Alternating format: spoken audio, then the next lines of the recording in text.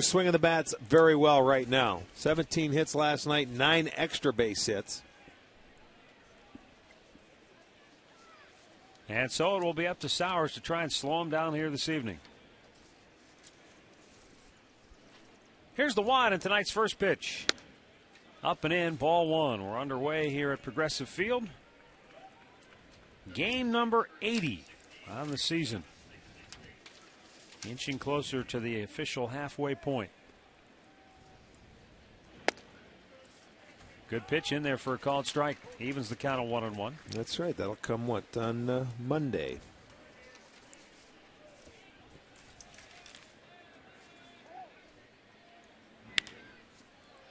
In the air, near the line, Ben Francisco will make the catch. And quickly 1 out.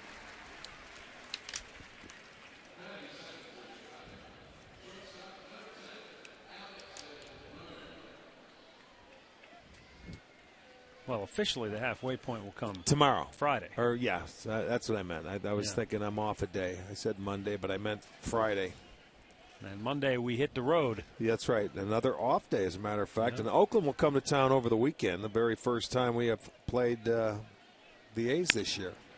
In the air, center field, Ramirez gets after it quickly, and Sizemore retires him. 2 down. Well, fans, if there's an engagement in your future, don't forget you can stop by Alvin's Jewelers and take advantage of their Pray for Rain promotion. You buy your engagement ring at Alvin's, and then it rains on your wedding day. Your engagement ring is free. Visit alvinsjewelers.com for all the details. Jermaine Dye steps in, 4 for 7 in the series with a double. The one thing that helped Jeremy in his last start against the Reds, he had 7 guys that that were out in 3 pitches or less. He was able to get into that 7th inning before getting to that right around the 100 pitch mark. 1-1. Of course, the only way to get hitters to swing early in the count is to be more aggressive. 1-1 pitch. You know, there's a fine line there when you say be more aggressive, but you have to continue to throw quality strikes. Yeah, you can't throw it down the middle. Right. You just can't throw a strike just down the middle to say, okay, here's strike 1. They have to be quality strikes. 2-1 pitch. Missed outside. Jermaine Dye, who was the American League Player of the Week, co-Player of the Week last week, is picked right up where he left off.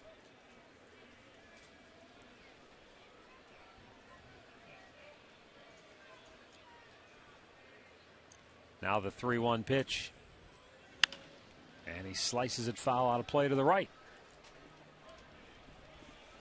Chicago's done a number in this series with 2-out hitting. They're hitting .500, 12 for 24, and they've scored 10 runs with 2 outs in the series. That's doing a lot of damage.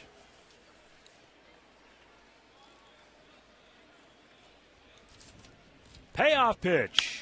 And it's lined to right field, a base hit for Dye. He stays red hot, 5 out of 8 now in the series.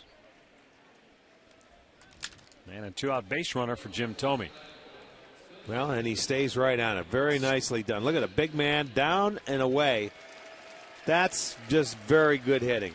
He just took exactly what Jeremy Sowers gave him, and that was a base hit to right field. Hit a very good pitch. He's hit now 9 straight. More importantly, he's going to give Jim Thome a chance to bat. And Thome has owned Jeremy Sowers to this point in his career. 4 for 8, 3 homers and a double against him.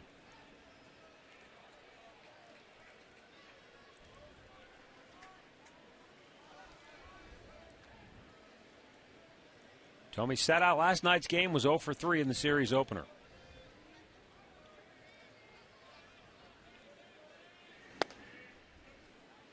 And he takes a strike on the outside corner.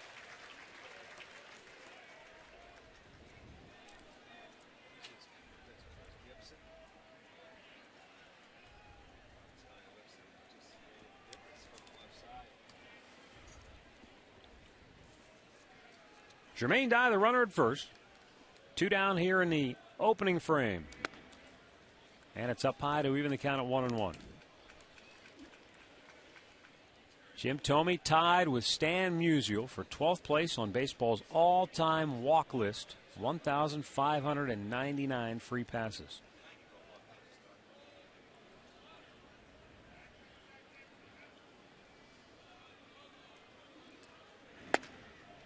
Swung out and missed, the count 1-2.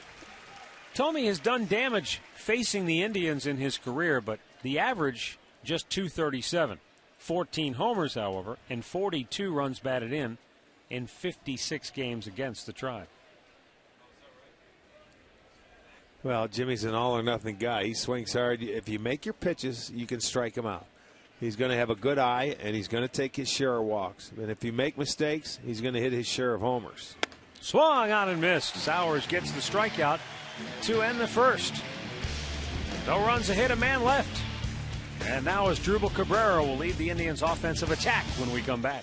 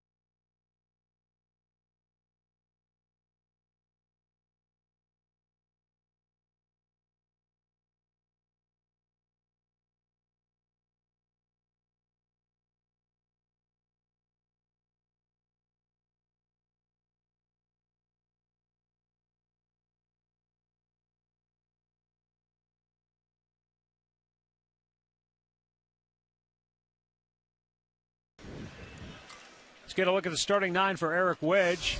Brought to you by Progressive Insurance, proud to be the official auto insurance provider of the Cleveland Indians. Cabrera, Sizemore, and Martinez at the top. Chu, Peralta, Hafner in the middle. Garco, Carroll, and Francisco round it out. Cabrera with a big chopper to first and an easy play for Paul Konerko. That's quickly out number one. Let's set the White Sox defense for you behind Contreras tonight. In the left, it's going to be Podsednik, Anderson, and Dye in the outfield. Beckham at third, Ramirez at short, Nix is at second, Konerko at first, and Castro behind the plate. Jose Contreras, 37-year-old right-hander, 2-7. Really struggled this year, got off to an 0-5 start for his very first time. Went down to the minors, figured it out, came back, and he's pitched a couple of really good games. Lost his last start against the Cubs because he gave up 2 home runs. He's a guy that normally, if he keeps it in the ballpark and he has that splitter to go with the fastball, little slider, and you can see how he forces it in the glove. It's a field pitch for Contreras. Fastball and a good one outside corner. Mowing to the count.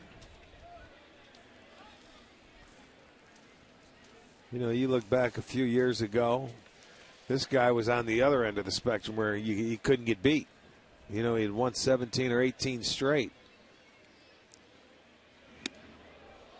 Lost the handle on that fastball. 1 ball, 2 strikes.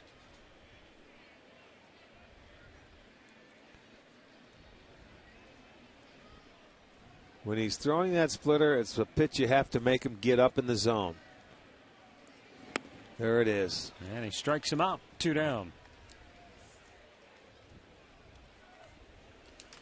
I mean, this splitter, when it starts about mid-thigh, you have to take it because you could see the bottom just fall out. And that's an excellent location. It starts out there, but it certainly does not finish there. You have to get away from that pitch, and hopefully you get ahead of him as opposed to him getting 0-2, 1-2 on you. Jose Contreras, born in Cuba, 37 years old, and an imposing figure on the mound at 6'4" and 255 pounds.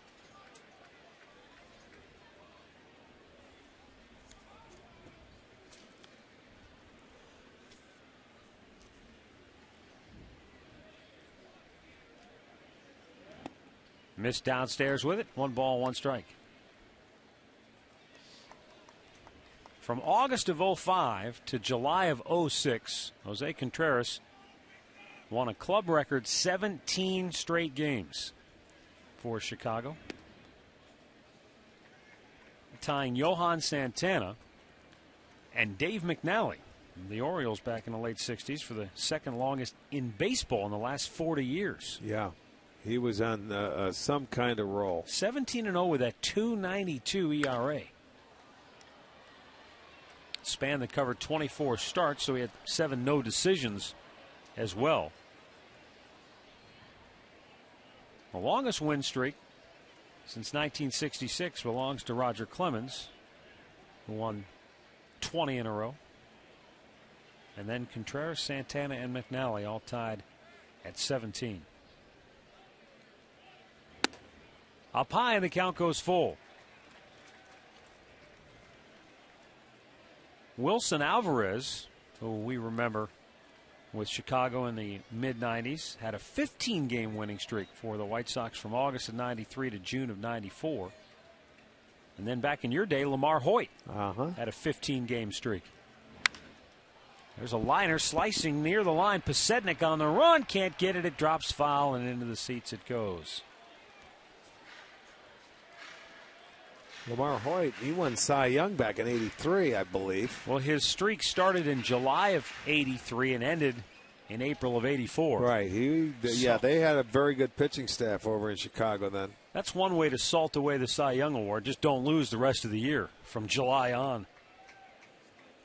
Well, they had a good staff. They didn't lose much. They won, I believe, 99 games that year. That the year Baltimore got him in the ALCS? Yeah. Payoff pitch. Just missed, ball 4. So a 2-out base runner for the Indians. As Martinez takes his base, and Shin-Soo Choo will come to the plate. Offensively, the Indians have just been shut down on this homestand, averaging 4 runs a game. Batting as a team just .237. And averaging less than 3 extra base hits per game. And that normally is their calling card. Get some guys on base, get the big extra base knock, whether it's a double or a homer. Bring them around. It's one of the reasons why they are one of the higher scoring teams in Major League Baseball, coming in 4th. Just 2 runs behind Boston for 3rd best in the major leagues. Indians have scored 403 on the year. 2-0 pitch to Choo. Back out of play.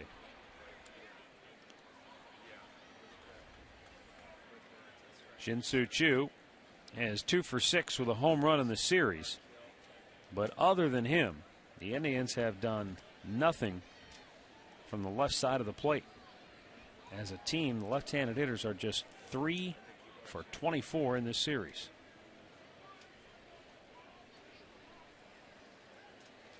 Choo has the 1 hit, Hafner has the other.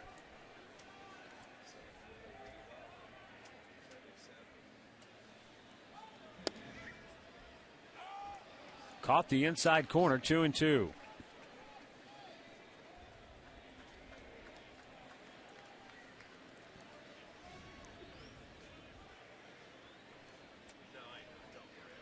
Martinez, the runner at first with 2 down, as Eric Wedge looks on here in inning number 1.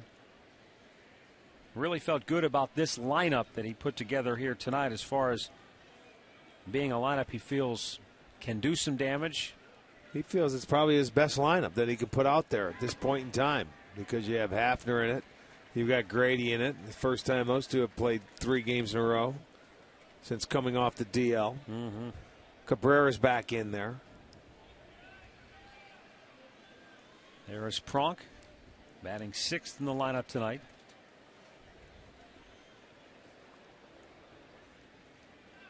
Martinez takes off. 3-2 pitch is strike 3 called. After an inning of play here at Progressive Field, no score between the Indians and the White Sox.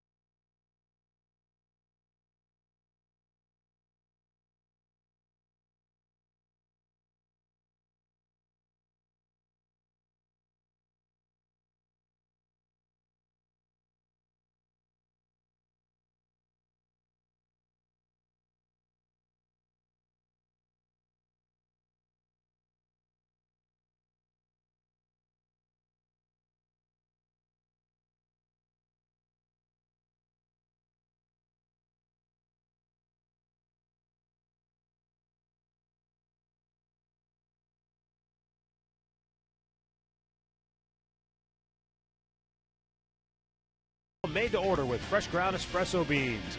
And by All Care Dental and Dentures. We make seeing the dentist easy.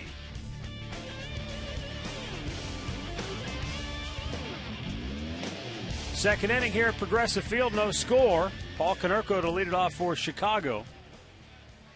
Then Ramon Castro and Jason Nix to face Jeremy Sowers here in inning number 2. Konerko 1 out of 8 in the series with a home run.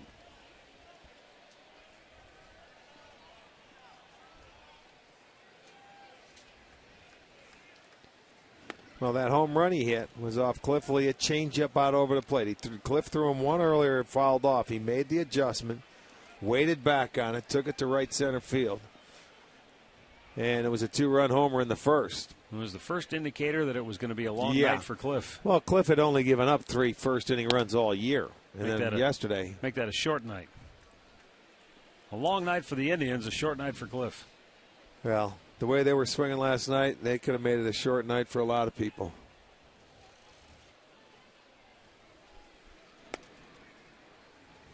Konerko draws a free pass to open the second frame. Take a look at tonight's All-Tel Text Poll question of the game. Which player has the most career homers without ever hitting 30 in one season? Ricky Henderson, Al Kaline, Harold Baines, or Veda Pinson? Text your answer to 31962, and we'll have the results later in the game. Big Harold Baines, first base coach for the White Sox. Baines was a guy who certainly had power, but you never thought of him as a home run hitter. Well, he could hit him, I'll tell you that. See, you don't remember, do you remember old Comiskey Park? Oh, yeah. It's 2-tier thing. Yeah, that was a ballpark that he could launch it into the upper deck there.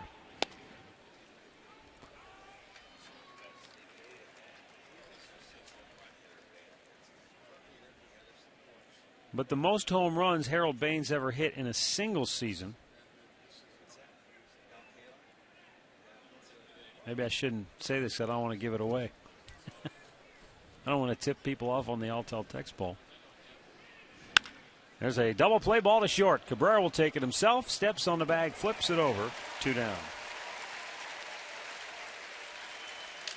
Well, the Bud Light Party Deck is Progressive Field's best party area. Game tickets start at just $40 and include all-you-can-eat buffet, fantastic view from the right field location. It really is a nice site. You can go up to 400 tickets out there, and they got great food. The beef, the fried chicken. We were out there last night looking. Mike runs it out there. It's really a great place if you want to take a group or individual game tickets. There's a pitch to Jason Nix. It's outside for ball one. I'll say this about Harold Baines without giving too much away, Rick. He only struck out 100 times or more once in his entire career. When you think of your big boppers, your long ball hitters. Well, he was in the middle of the lineup every day. He was a great player. And a quiet guy, too. I mean, you'd never know he's around. He spoke with his bat and his glove. The 0-2. In the air, left field. Francisco drifting back. Makes the catch. And the inning is over. We'll go to the bottom of the second. Still no score.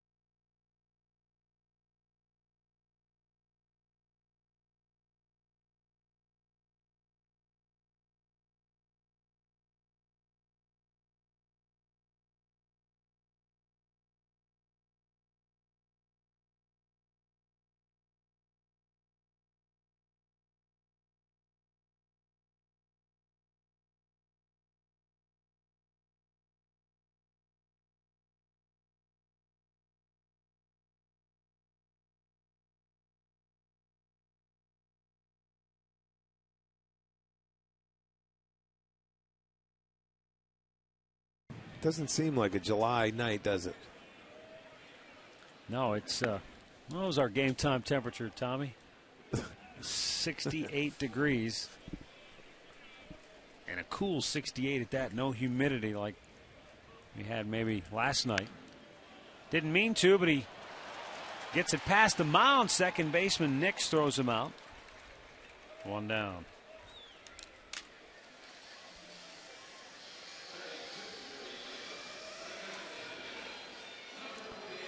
Well, you hate to make an out like that. A little check swing. The barehanded play by Nix. Retires Peralta for the first out.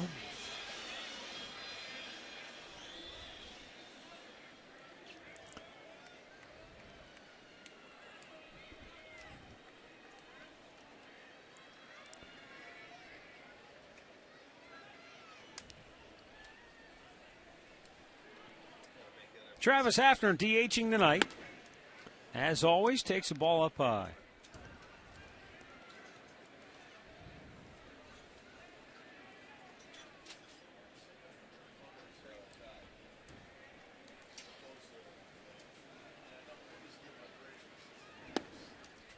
Just missed with that pitch. And the count quickly 2-0.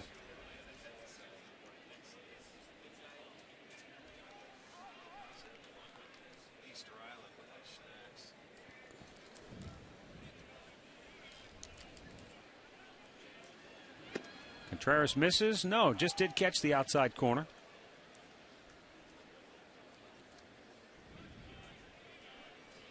Two balls and a strike.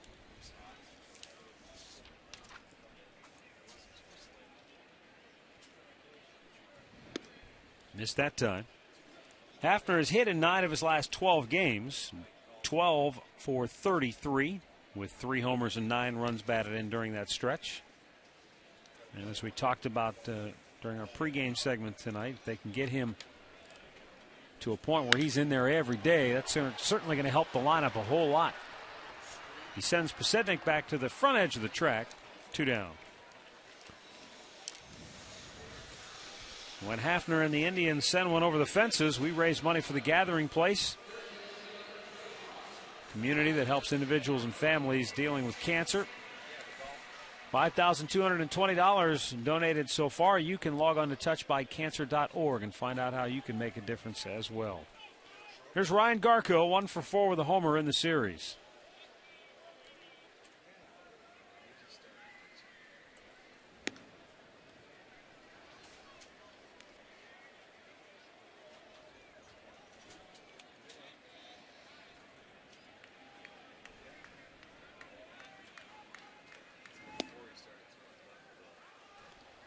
That pitch over for a strike, 1-1 to count.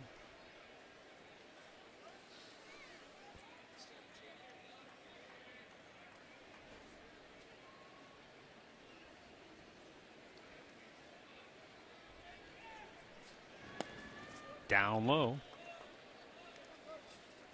Well, you can see if you get ahead in the count, then you have a chance to get a fastball from Contreras that you can sit on. But when he gets ahead of you, you really don't know what to see. There's the pitch you don't want to miss. A 2-1 fastball that Garko had there, and he was a little tardy on. There it is, but that's about belled high. He got it by him. Here's the 2-2. And he ran it up high and threw it by him again. Third strikeout for Contreras. Indians go 1-2-3. No score through 2.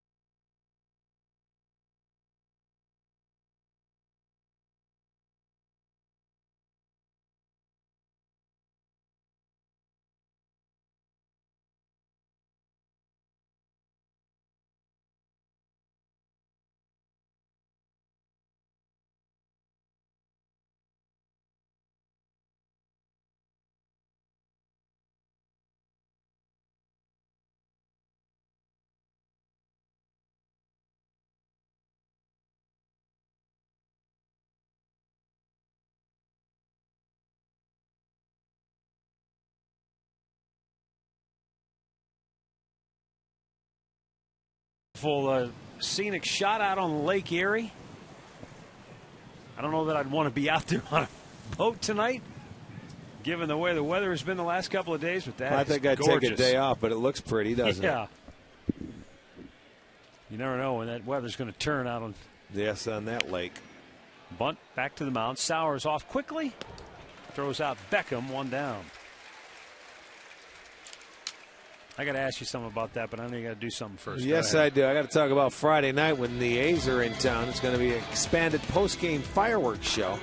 It'll feature the music of Michael Jackson. So come on, help kick off the holiday weekend. Not only Friday, but Saturday as well. They'll have another special fireworks show. Call 216-420-HITS. We've got a busy weekend. We've got the red, white, and blue hat coming out on Saturday that we have up here in the booth. We got Victor Martinez catcher's mitt. That's right here for any of you kids that like to catch on Sunday. We got a Victor's catcher's mitt here. It's pretty good, pretty nice. Yeah, not too shabby at all. You know, it shouldn't take kids long to break it in. No. And I know you like this. This could be one of your golf hats. Red, white, and blue. And match your shorts, your shirt, and your shoes. All at the same time.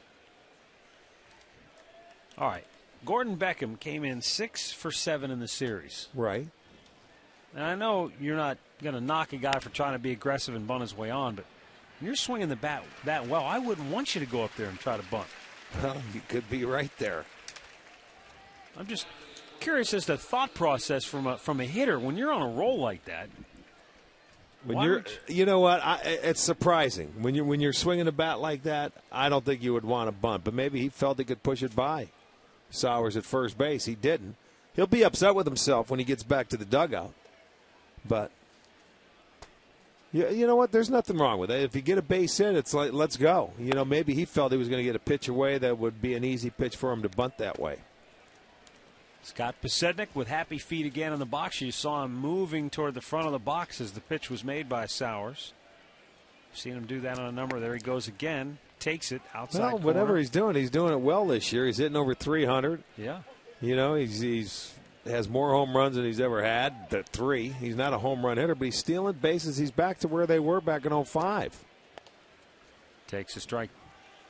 1 ball and 2 strikes to count. Pasednik 1 for 5 in the series. Does Max catch? Yeah. Tell him we may take this home with him tonight. We'll get it early. We can start breaking it in. Look at that. It's going to be a base hit. Peralta had it. I think it looked like it hit his bare hand. Maybe. Well, it was an in-between hop. And, you know, that's why he moves his feet in the box. He gets up there and he tries to slap. That's a la Miguel Delaney. He was the best at that I've ever seen.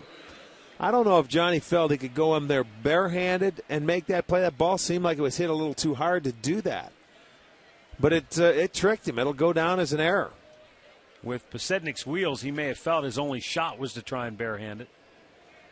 You know, that was sort of a weird play coming right from the start. But if you bunt on like that, you got to try and steal second now with 2 outs. And do it as early as you can. Pasednik, a very good base stealer. He's stolen 12 out of 17.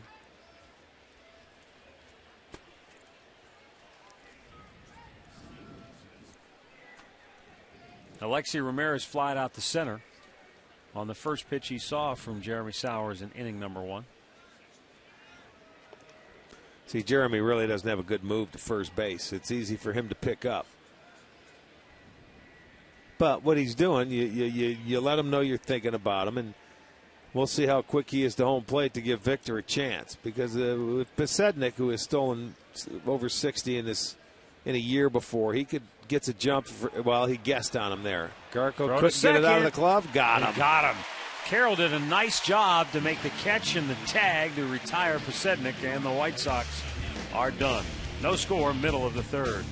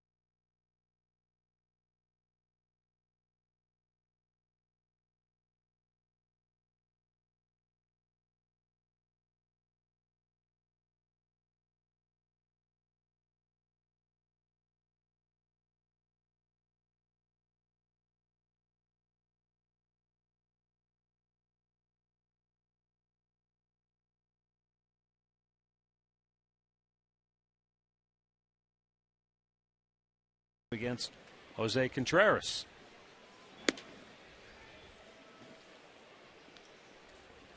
Carroll 2 for 6 in the series. Comes in batting .282 on the year. No homers, 8 runs batted in. And the pitch is up high, 2-0.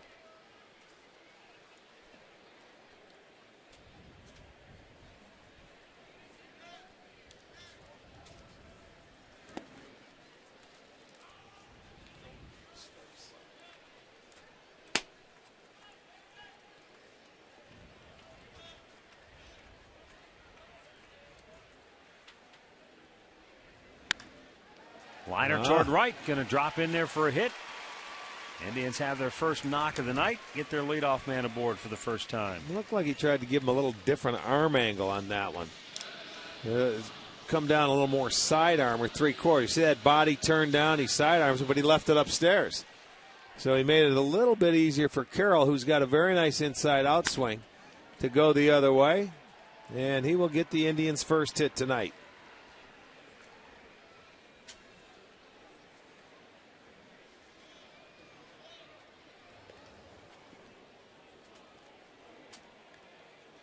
Here's Ben Francisco.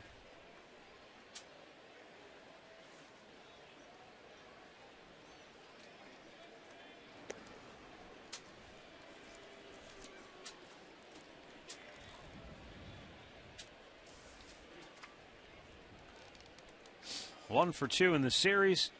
That's his only hit in his last 12 at bats. Yeah, Benny's he's been on a prolonged slump. Well, I mean, to say the least, 9 for his last 71. That's basically covering almost an entire month. Yeah, 20 games, since the beginning of June. And he's a much better hitter than that. He's just got to find a way to get out of it. Bounces it by the third baseman Beckham. Down the left field line. Into third comes Jamie Carroll. He'll get the stop sign there. Francisco delivers the double. And the Indians are set up here in inning number 3 with runners at second and third and nobody out. That's what you need sometime, that first at bat to set the table for you. He's able to keep this ball fair. It's a fastball down. He gets on top of. He gets it past Beckham at third base. Rolls down for a double. So Francisco will have his 15th double. And the table's set now. Right back to the top of the lineup, second and third. Last night, our great clip of the game is Drupal Cabrera, providing the biggest hit of the night for the Tribe, clearing the bases with a 3-run double. Relax, you're at Great Clips. He's got a chance to deliver once again, and he has done a great job of that all season long, delivering with men in scoring position. He's been the clutch guy, the 2-out hitter for the Indians this year, driving them in. He's been very good. 16 of his 30 ribbies have come with 2 outs. So somehow he's just got to trick himself into thinking there's two outs. Yeah, if I make an out, we got to go back out and field the ball.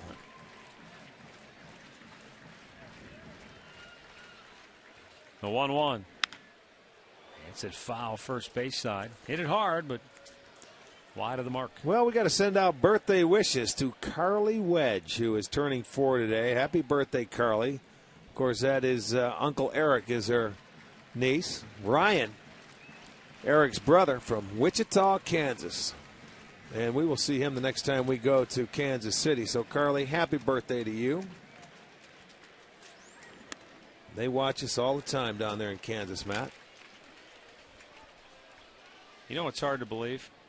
What's that? On this homestand, this is just the Indians' 30th chance to hit with a runner in scoring position. The opposition has already had 62. I was going to say, sometimes you get a chance where you may have 15 times in a game. Or big swing and a miss. Contreras gets his 4th strikeout already. 1 down here in the 3rd. Looked like pulls he a string. Really pulled it. Oh, yeah, he really, look at 77 miles per hour, really set it deep in the fingers. That pitch was up there, too. That would have been a strike even if he takes it. Well, this guy, he knows how to pitch, and he knows how to pitch out of trouble. He's been around a long time. You know, he throws that, they call it a splitter, but sometimes it's more like a forkball, the way he jams it deep in there. Right. But, I mean, he's got big hands, and you're right. That used to be that instead of a splitter, it is a forkball. In essence, really. Now, sometimes he'll throw it where it looks like the splitter, where it's hard and it's low and it just bears down. But sometimes he'll float one up there like that, and it's the change of speed that gets the deeper you shove it into your fingers, the less speed it'll have. They'll get one in. The second baseman, Nix, throws out Sizemore. Carroll scores on the play, and the Indians grab the early 1-0 lead. Brady's 40th run batted in on the year. And moving to third base on the play is Ben Francisco.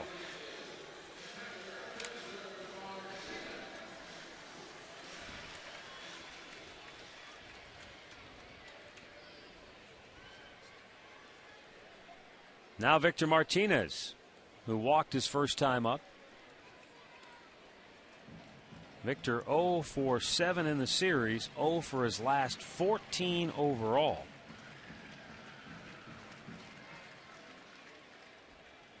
We were talking about the extended slump that Francisco was in. Martinez just 3 for his last 34. And if you take it back to May 22nd, in his last 35 games, batting just .205. And for a guy like Victor Martinez, as good a hitter as he is, that is an extended slump. Well, the amazing thing is he's still hitting .313.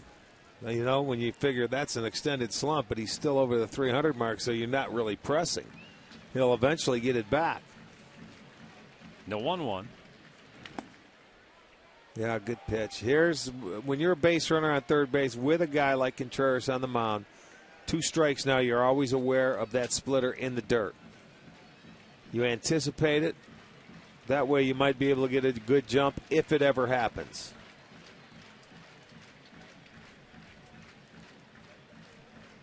The 1-2. Lazy fly in the left. Posednik under it, makes the catch. Indians grab the early lead through 3. It's Cleveland 1, Chicago 0.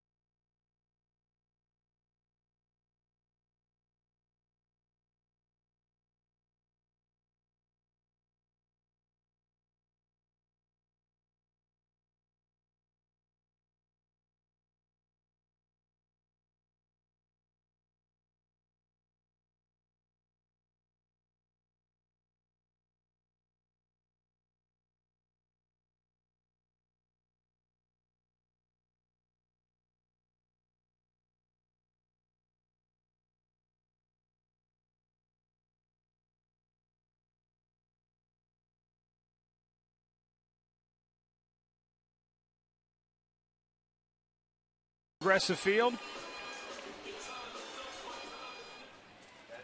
Alexi Ramirez, Jermaine Dye, and Jim Thome to face Jeremy Sowers here in the 4th. Ramirez flied to center his first time up. He was at the plate in the 3rd when Posednik was caught trying to steal second base.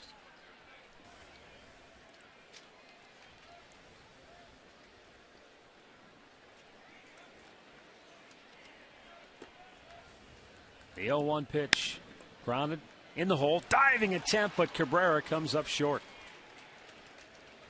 And the White Sox get their leadoff man aboard for the second time tonight. Ramirez with his second hit in the series. And he's a threat to run as well with 11 steals on the season.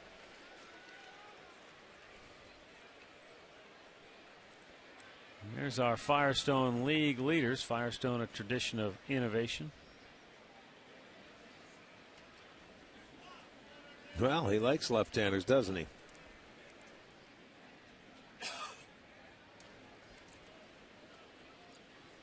Jermaine Dye, the batter. Ramirez may not be quite so anxious to run with Dye up there. No, not the way he's swinging. You're absolutely right. You've got to be 100% sure the way this guy's swinging the bat. He's hot, 9-game hitting streak. He's 5 for 8 in the series.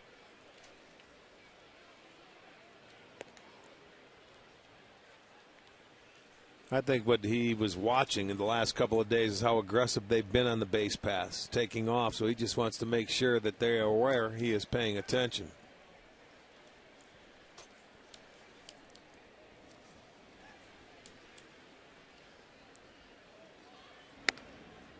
Just missed outside, ball 1.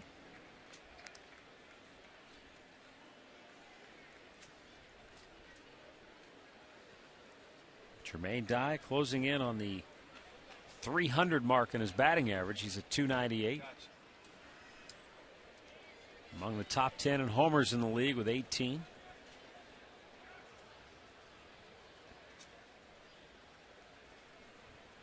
One-0 pitch in the air, center field. Sizemore circling under it. He's got it, 1 down. Well, Saturday is July 4th, and that means a post-game fireworks show. It celebrates Independence Day, and the Tribe will take on the A's. It's a 7:05 game. They changed that. All fans are going to receive a red, white, and blue Indians baseball cap, courtesy of Strickland's. We have one of those here. And, 7:05. Here's the cap for Saturday night, and then on Sunday, we've got the Victor Martinez catcher's glove. It's pretty nice. I mean, for the kids. But that's Saturday night, the cap, which you like, and then Sunday we've got the catcher's mitt. Kids, heck, I'm good right here with this. No, you need a chair to catch. I remember watching you in fantasy camp. Jim Thome with a base hit to center. Ramirez took a big turn, but Sizemore got rid of it in a hurry. So the White Sox have 2 on with 1 out. Jim Thome has his first hit in the series.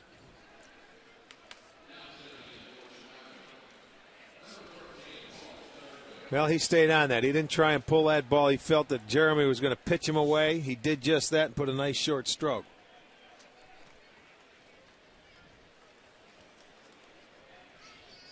So now Sowers will have to try to work out of trouble with Paul Konerko. Walked him his first time up. And Konerko, as we have shown you earlier in the series, dangerous with runners in scoring position. Well, he and Dye tied with the team lead in RBIs at 48.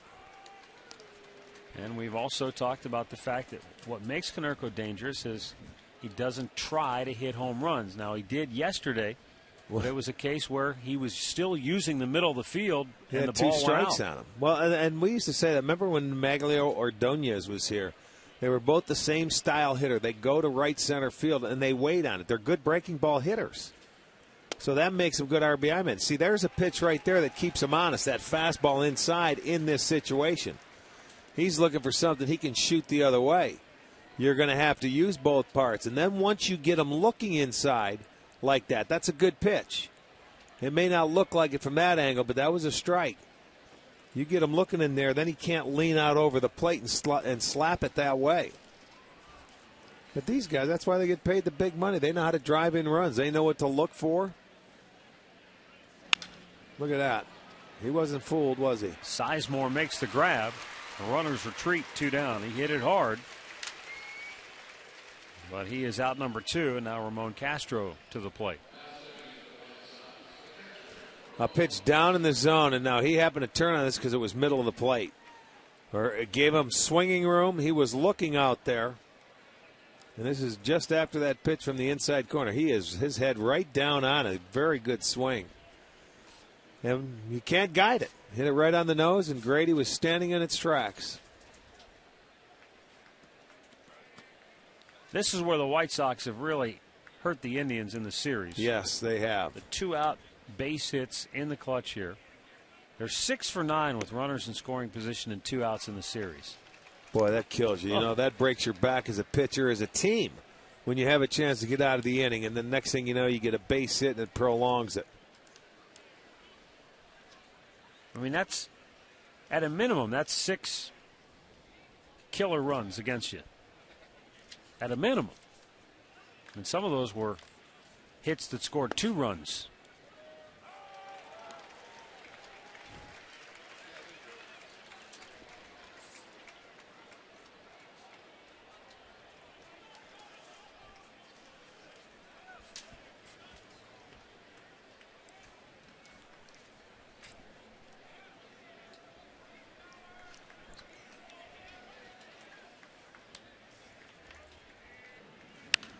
Pop foul, out of play.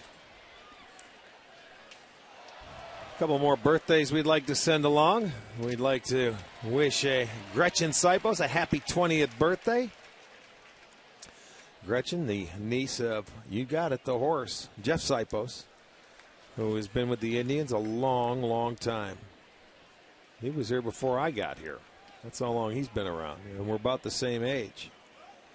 So, Gretchen, happy birthday to you, dear.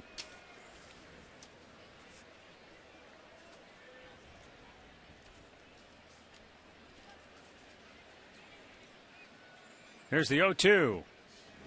Popped him up. Back to the screen. Martinez. And couldn't quite get there. You talk about inches. I mean, that thing couldn't have been 6 inches up on that netting. He got back there to put his glove up and just couldn't get back there. Very close to getting out of this inning. Look at him. He sees it, just couldn't pin it. And, you know, probably couldn't get back there fast enough because it wasn't that high. Tough play. Carey looking on.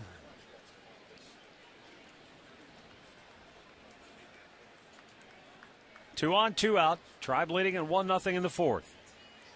Sowers with the 0-2 pitch. Yep. I think he went too far. Doesn't matter. They ring him up. Brian Runge. Yep. Does the honors. Second strikeout for Sowers. White Sox lead 2 stranded. 1-0 Cleveland, middle of the 4th.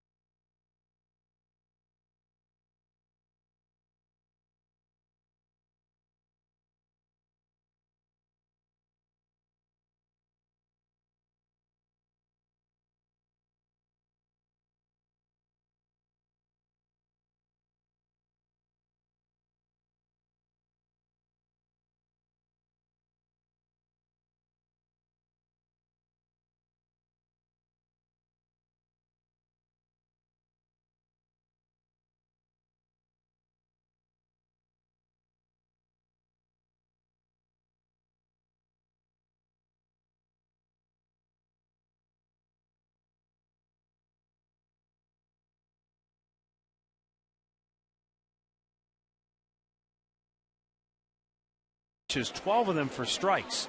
And even though he gave up the 2 hits, he was able to get out of it unscathed. Shin-Soo Choo, Johnny Peralta, and Travis Hafner here in the 4th. Choo trying to bunt his way on. It's going to go foul.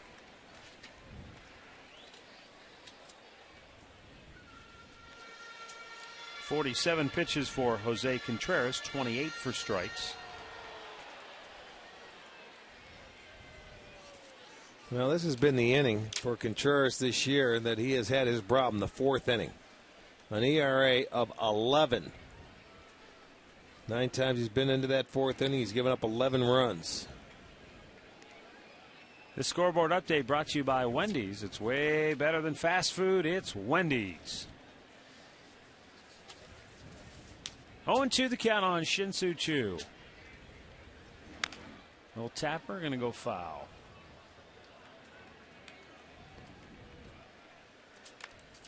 Couple of more birthdays to send along. Lori Duncan, who is out on the party deck tonight. Lori, happy birthday to you. And Colleen Davison, turning 79 today. Actually, it was a couple of days ago, but I just got her letter today.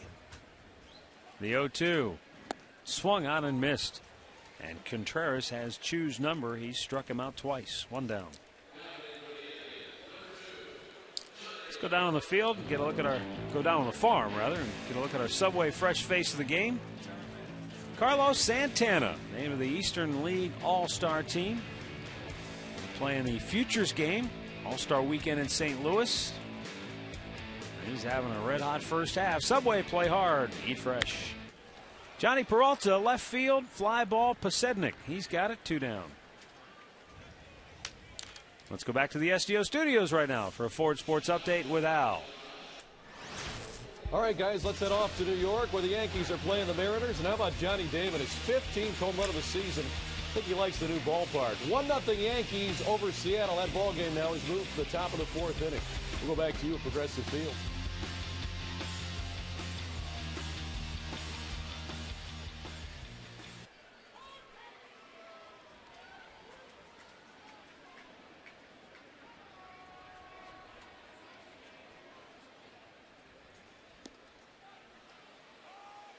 Travis Hafner does not like the call.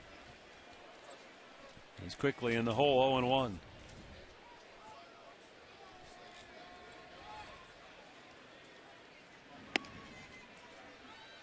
One ball, 1 strike.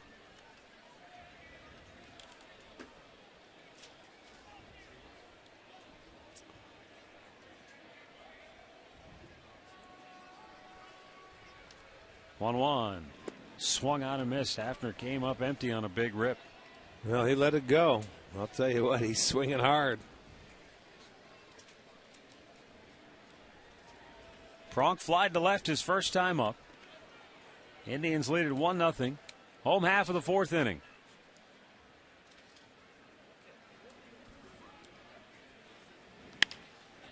Off the end of the bat, left center field. Ryan Anderson, the center fielder, grabs it, and the Indians go 1-2-3. 4 complete from Progressive Field. It remains Cleveland 1, Chicago 0.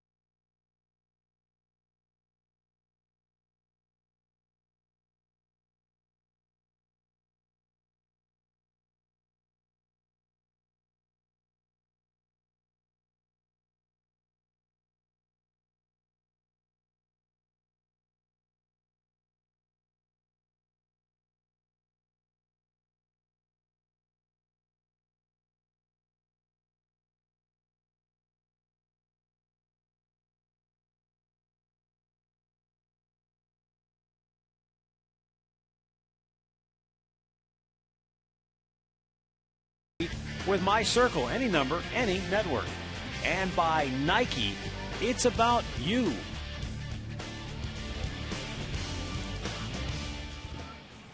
Right now, it's a 1-0 Indians lead.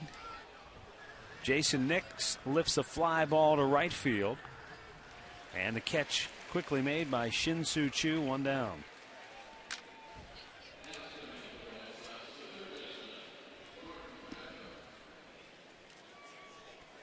Couple of more birthday wishes going out tonight. Mike Marquette of Ashland turning 51 today, and his nephew Scott turned 19. 51 and 19, same day, huh? Yeah, how about that? July 1st, very good. Happy birthday. A lot of people from Ashland floating around tonight, aren't there? You know, a lot of people didn't think Jelly Marquette would make it to 51. Didn't make it to 40, let alone 51. So in fact, he's still kicking around. He's beat the odds. Playing with house money.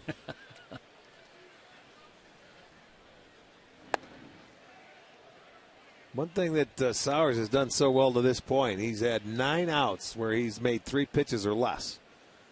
And in that Cincinnati game, what got him into that 7th, or actually the 8th inning, he had 11 hitters that were able to go after that count early, and that plays big into his game.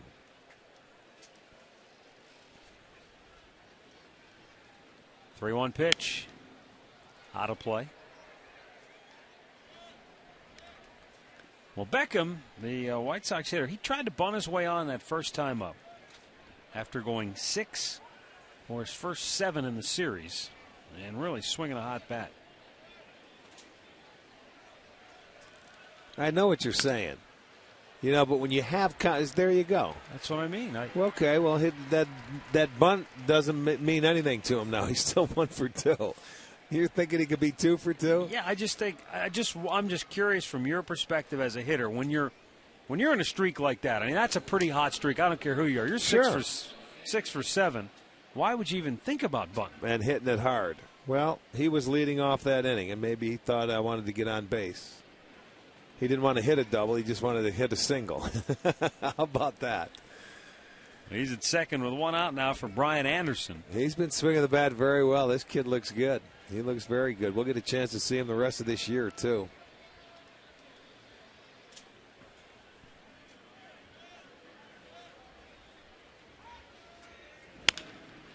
Chopper to short. Cabrera, off-balance throw on the money. 2 down. Beckham had to hold at second. And that'll bring up Scott Posednik, who slapped an infield hit to third his last time up. Johnny Peralta was charged with an error on the play. Well, and I think why he was given an error is because it was a 2-hopper that was right there. I don't know if he knew whether to barehand it or glove it, because the Posednik was getting down the line very well. But I think if Johnny fielded it cleanly, he would have had him at first.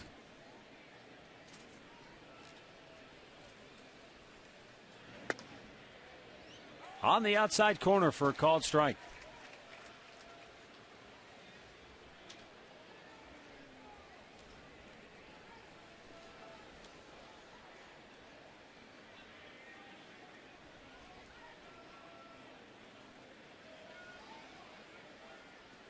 Here's the 0-1. Weakly hit up the middle. Cabrera knocks it down. He'll keep the run from scoring. Saved the run.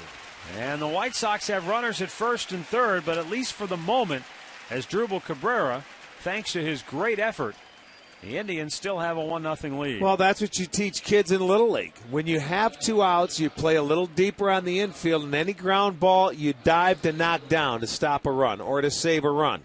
That's exactly what Asdrubal did. He may not have gotten the out, but mission accomplished. He stops Beckham from scoring from second base and keeps it a 1-0 ball game and gives Sowers an opportunity to get out of the inning now without allowing anything. Good play. That's the second terrific diving play we've seen him make in this series. And now not Sowers, get an out. Yeah, that's right. He tried to flip it to second base the other night, but just couldn't get enough on it to force A.J. Pierzynski. Alexi Ramirez, 1 for 2 tonight with a single, 2 for 8 in the series.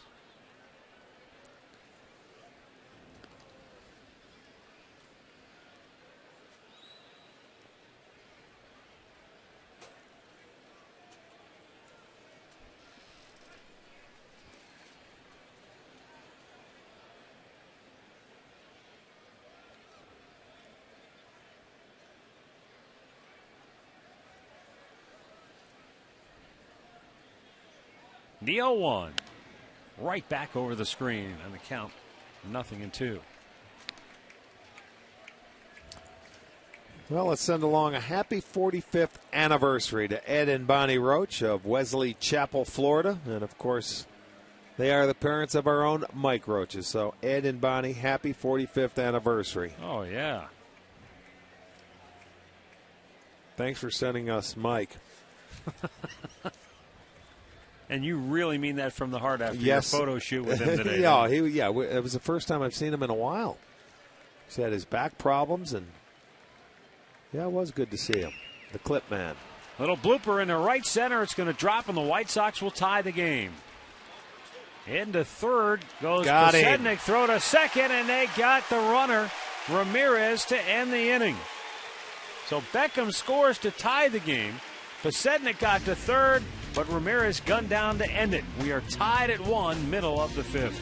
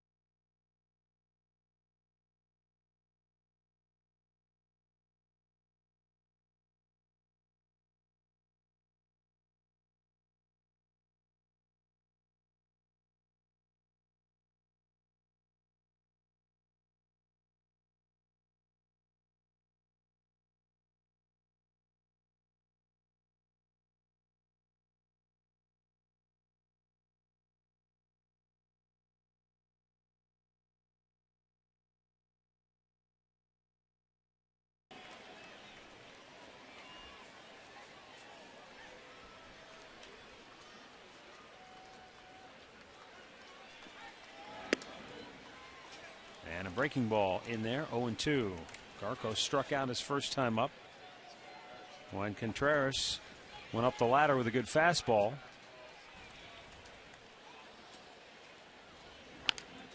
That time a change of pace had Garco out in front.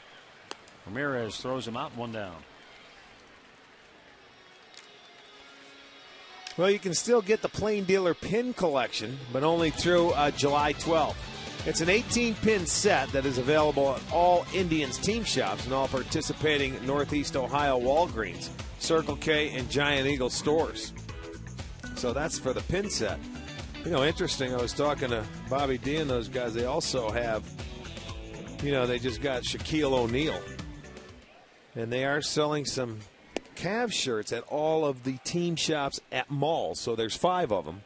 And he'll be wearing number 33 this year. So they got the Shaquille O'Neal T-shirts as well. All right. In all the team shops that are in malls. Well, that's Fairlawn and every place else. Place in North Canton. They didn't get the ink dry on the contract, and they no, had they him working didn't. overtime. Don't touch it. It may drip. and they do have it in kid sizes as well. You got the blue. You've got all the different colors. Carroll lifts one deep to center, and Anderson makes a nice over-the-shoulder running catch, 2 away.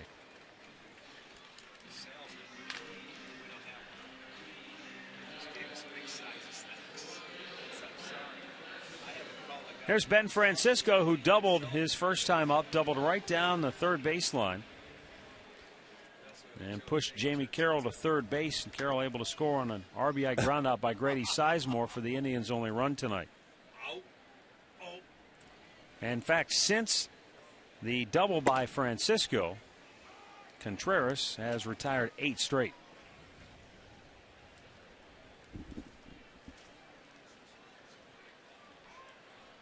Now the 0-1.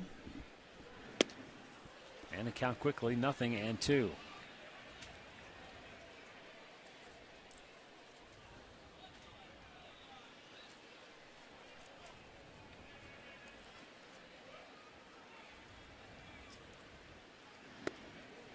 And he strikes him out looking. That's a half dozen punch outs for Jose Contreras. Indians go in order. Again, that's 9 straight set down by the right-hander for the Sox.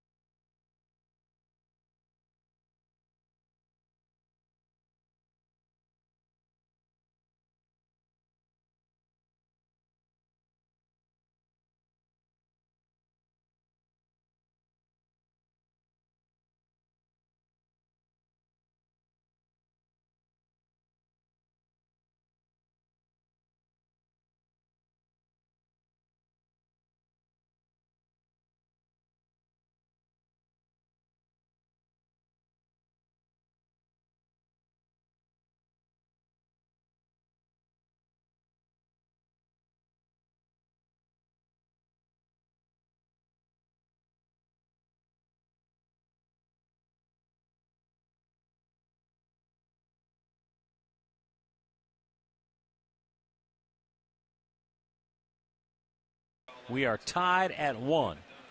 The Indians have a run on 2 hits. The White Sox have a run on 6 hits.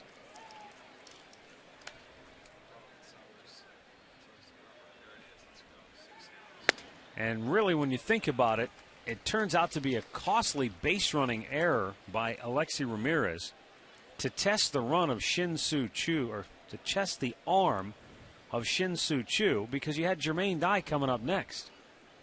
Instead, Dye bats with the bases empty, and he'll pop it up into right field for out number 1 as Choo waits for it. Time now for our direct energy bringing the gas sequence.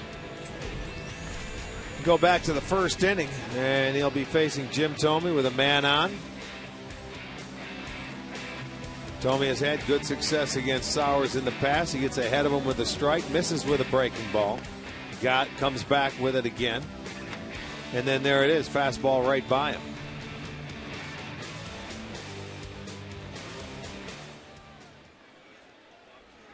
Jim Thome looks at ball 1 down low.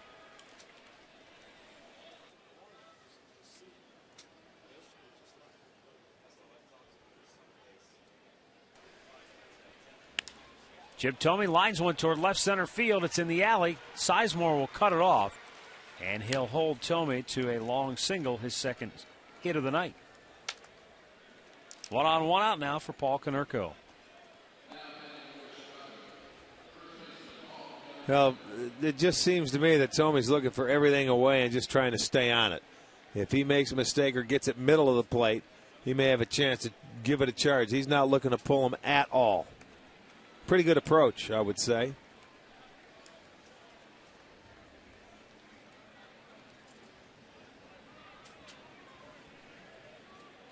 Paul Konerko walked in the second, line to center in the fourth.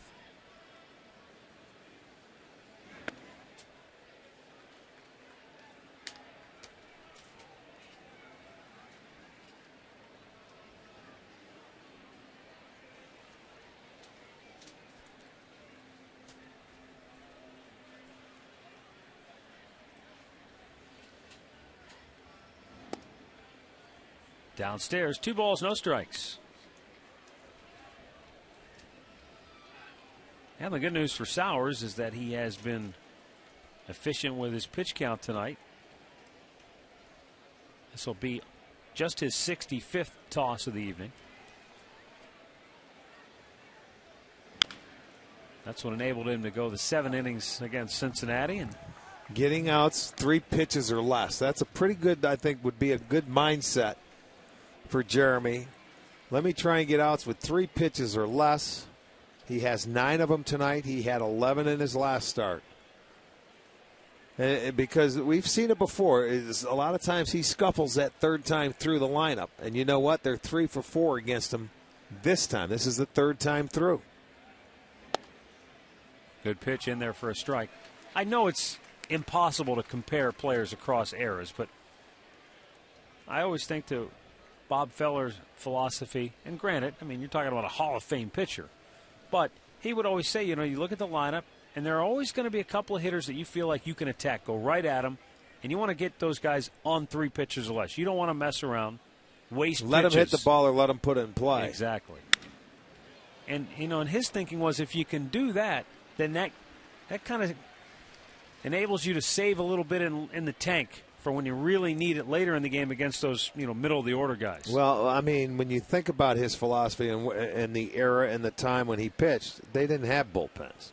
And there's Bob right there. You go out there, he may be looking at facing a hitter 4 times. Well, where, yeah, you know, he's true. got to show him something different. If you face a guy 4 times nowadays, it's almost unheard of.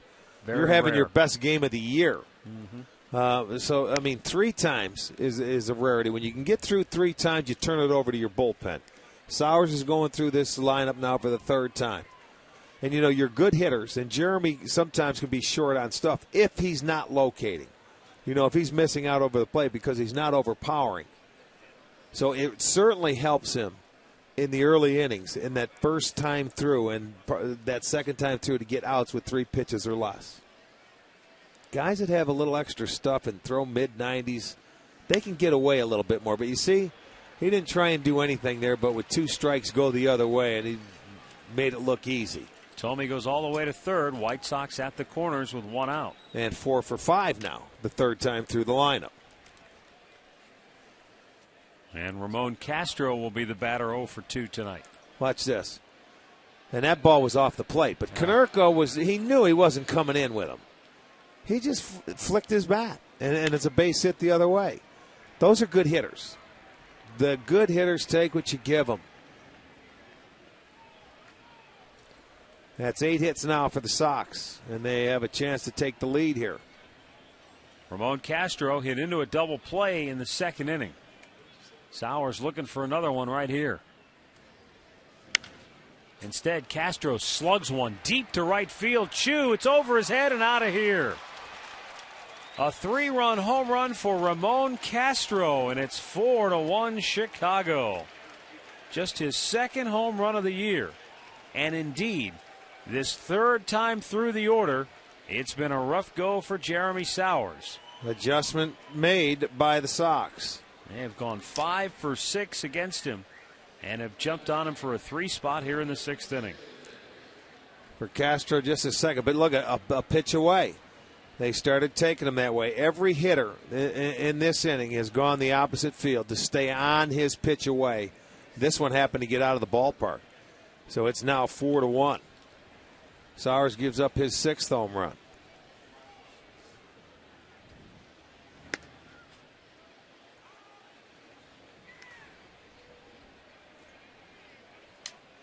Is that the case where the hitters are recognizing that he's not coming inside? Right. I think yes. I mean, they'll go in there, but he's not going to stay in there. He's basically going to go away with a fastball or a breaking ball. I mean, look at that. I mean, now they've made the adjustment. He tries to throw the breaking ball, and it speeds up their bat, and Nix hits a double. 21 doubles now on the homestand, given up by Indians pitching. That's 4 straight hits in the inning. You know, here it is. There's a breaking ball. But that ball, he roped. So, I mean, it's 4 consecutive hits, 6 out of 7 the third time through. They made the adjustment, and he's a little short. Still no activity in the Indians' bullpen. Take another look at our Alltel text poll question of the game. Which player has the most career home runs without ever hitting 30 in one season? None of these guys ever hit 30 in a year. Ricky Henderson, Al Kaline, Harold Baines, Vada Pinson. Text your answer to 31962. We'll have the results later in the game. Big Harold's best year, 29. 29 dingers. It's a good year. There, look at the difference the third time through the lineup. Amazing, isn't it?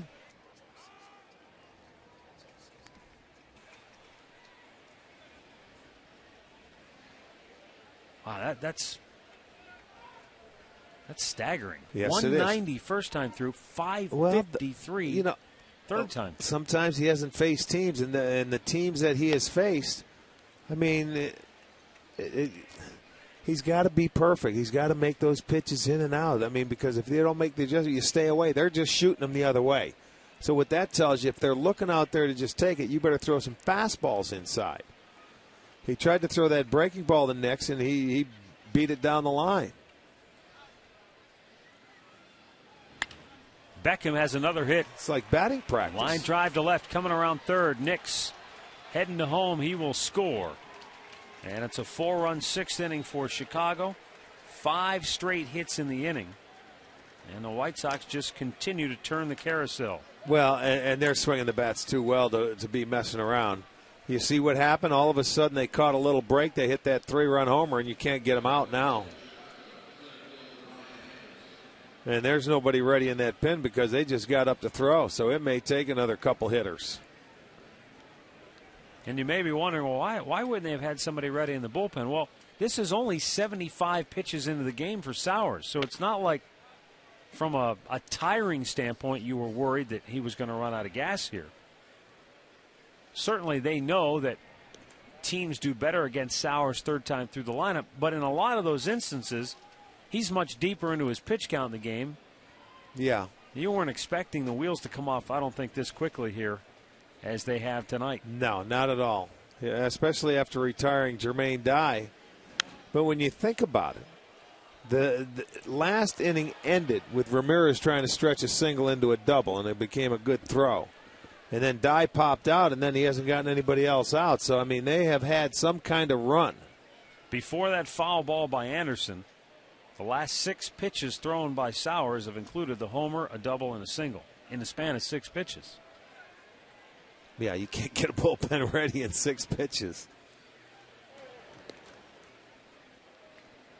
Well, this shows you how good the White Sox offense is going right now. They're clicking. This is the best I've seen them swing the bat in a long time. They had only 1 hit through the first 3 innings. They had 2 hits in the 4th, 3 in the 5th. But they have ripped it open here in the 6th inning. Well, last night they scored 10 runs. They actually scored 11, but 10 for the 8th time this season, the 3rd time in their last 10 games. They're 12-4 in their last 16 road games. They're averaging over 6 runs a game. And we're just halfway into this one. The 0-1. Bounces foul.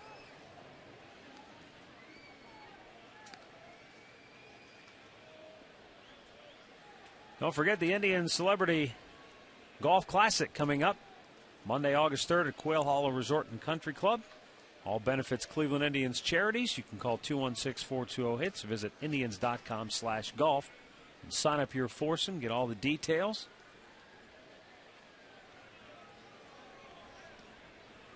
Two-strike pitch. Down low.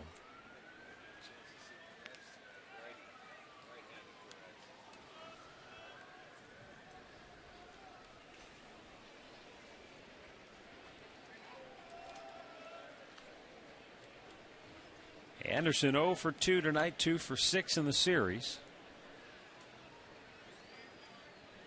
The imperative for Sowers to try and right the ship here. The 1-2. Ground ball, tailor-made double play. 6-4-3, and the inning is over. But the White Sox, on 5 straight hits, score 4 runs. Middle of the 6th, now lead it 5-1.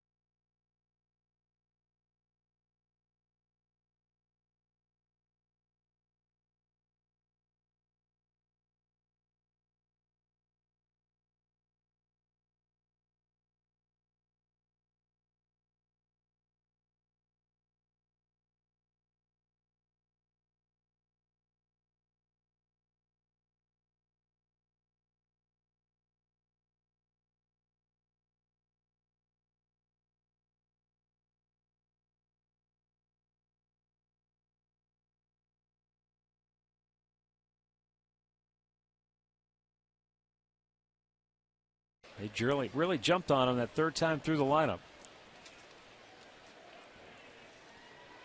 Now let's see if the Indians offensively can do anything third time through the lineup against Jose Contreras, because the second time through they had zip, nada, nothing. 0 for 9. He threw 28 pitches, 23 for strikes, and was 9 for 9 first pitch strikes. He was outstanding that second time through. Weak ground ball to second. Nix throws out Cabrera, 1 down. Time now for our Northern Ohio Toyota Dealers game recap. Grady Sizemore's RBI groundout put the Indians in front 1-0. But the White Sox would tie it up on the Alexi Ramirez RBI single. And then the big blow, the Ramon Castro 3-run homer. Part of a 4-run inning.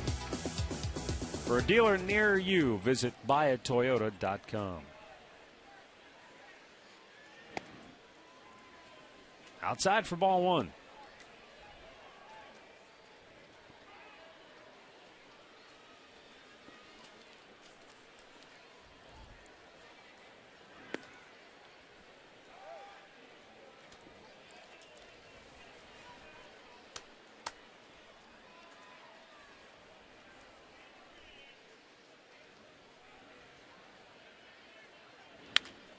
High pop foul, out of play on the left side.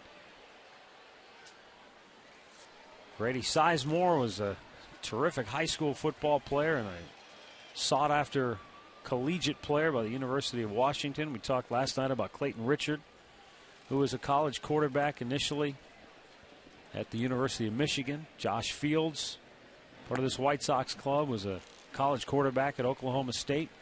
And we got a college football theme here tonight at Progressive Field. Remember Turner Gill? Yes, I do. With Nebraska. Great quarterback at the University of Nebraska under Tom Osborne. Well, he was originally drafted in baseball by the Cleveland Indians. I remember that. There's Turner. And now the head coach at the University of Buffalo. Took him to a bowl game last year and really has been instrumental in turning around that football program right up there in your neck of the woods. Yeah. I remember they won a ball game in September last year on the last play of the game. Threw it for the end zone. He had an exciting team. They got to a bowl game. Yep. Beat Rutgers in that game you're referring to. There's a liner down the left field line. Victor Martinez will send it into the corner. And Martinez with a 2-out double pulls into second base. And it will give Shin-Soo Choo a chance to bat with runners in scoring position. And that snaps a string of 11 in a row retired by Jose Contreras. Well, Victor hit a very good pitch, and you can see the approach. When you try to pull this guy, you are going to hit nothing but ground balls and top it. Victor sliced it down the left field line, rewarded with a double. It's the second double tonight and only the third hit for the Indians.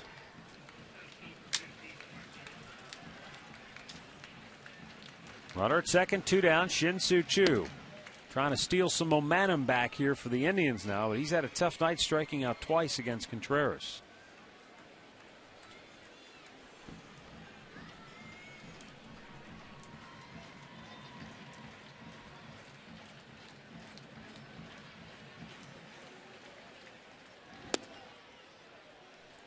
In the dirt, 2 balls, no strikes.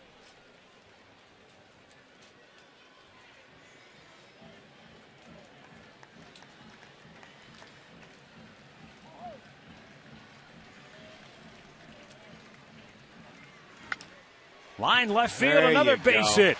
Coming around third, Victor Martinez will score. Throw goes into second base, and sliding in with a 2-out RBI double is Shin-Soo Choo, and it's a 5-2 ball game. There's the approach. Victor goes that way, and what happens? So does Choo. And back-to-back doubles. Now they're starting to get the idea. Well, they're taking a page right out of the White Sox book. This is going to be our McDonald's. I'm loving it. See it? Do it. He saw Victor go the other way, put a nice swing on that one. That's the approach to stay on that splitter. What that'll force him to do now is maybe throw more fastballs. But when you prove you can hit his best pitch, all right, they get on the board. It's now a 5-2 game for Choo, his 46th ribby. Johnny Peralta 0 for 2 has grounded out, flied out, 2 for 9 in the series.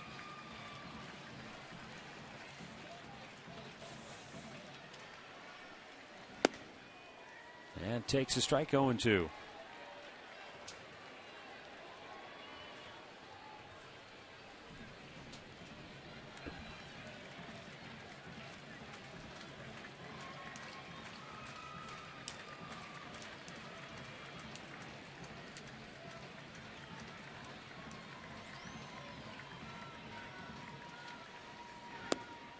Lays off, 1 ball, 2 strikes.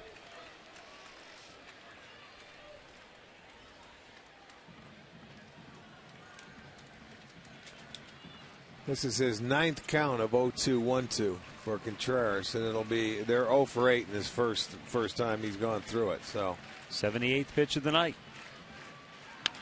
Little tapper back to the mound.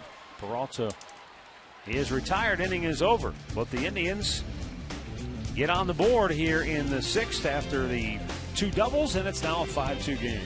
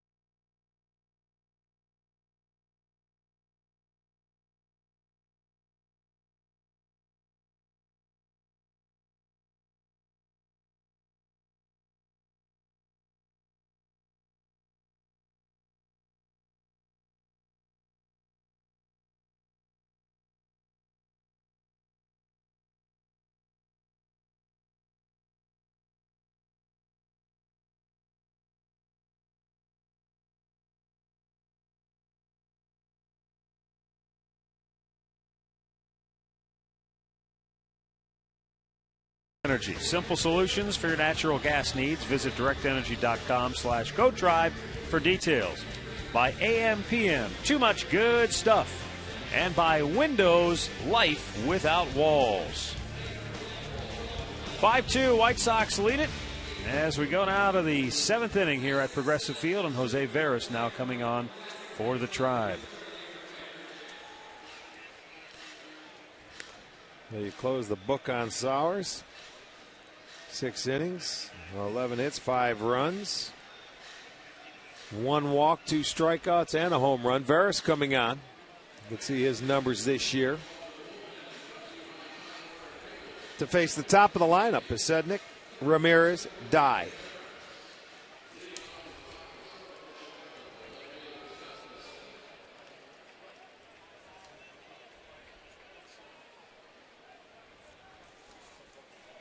Scott Pasednik is 1 for 3 with a base hit. That came in the 5th.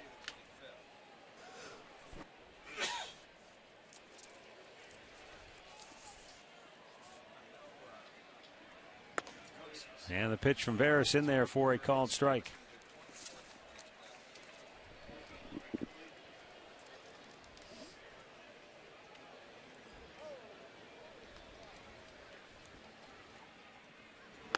Up high.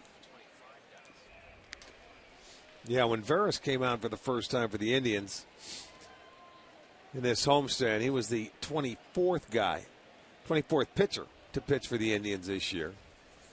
And then Perez was the 25th. So we're getting close. 25 pitchers they have used, and it's before the All-Star break and before the halfway point.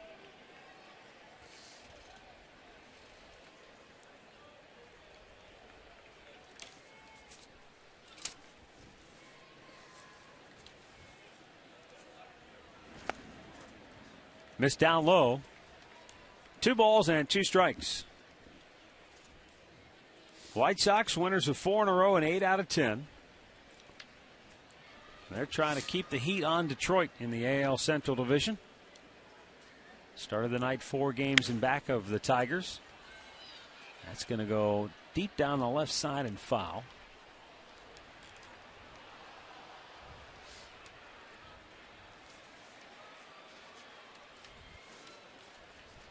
Yeah, as we mentioned, we will be back on the south side of Chicago on Tuesday, Wednesday, and Thursday right before the All-Star break.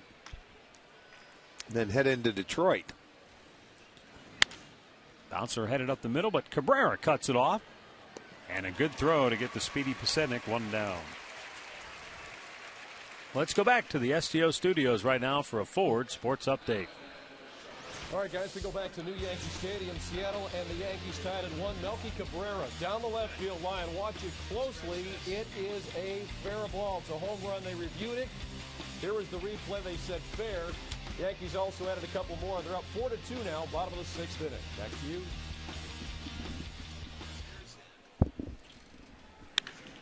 Line drive left field near the line, and it's just foul for Alexi Ramirez. Just a little bit out in front of that one. Well, let's take a look at our Alt-Scale All-Care Dental and Dentures Smiling Easy Cam.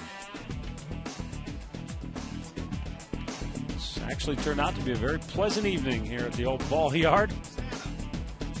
With 17 locations across northeastern Ohio, All-Care Dental and Dentures makes seeing the dentist easy.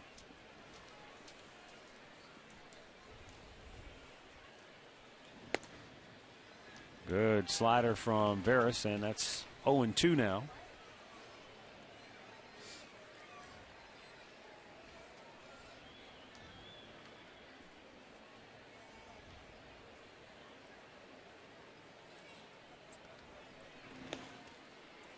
He's able to hold up in the count. He is a ball and 2 strikes.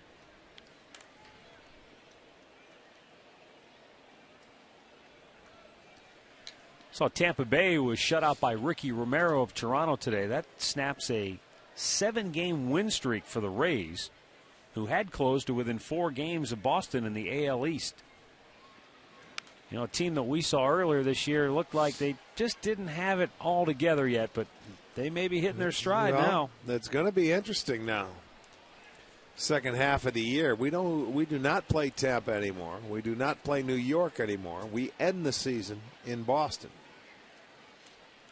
Well, the interesting thing about Tampa their win streak coming to an end, the Yankees had won 6 in a row. They were just in front of Tampa in the standings. Cabrera just beyond his reach. Boy, you talk about a solid effort. I mean, to tell you, he got leather on it, and that's just a do-or-die play. Great effort. What range. And he got out there, and Francisco wasn't going to get there, and I think he knew it as soon as it was off the bat. Look at him, back to the infield. He keeps going. Just, if he had an outfielder's glove, it might have went in. You know, those middle infielders have smaller gloves. Didn't miss it by much. And now Jermaine Dye up again, 1 for 3 on the night with a single. That came back in the first inning. Veras with a flip over to first. Ramirez back with a dive. He has 11 steals. So with the lead, you figure Ozzie Guillen want to keep the pressure on. Double barrel action in the Indians bullpen.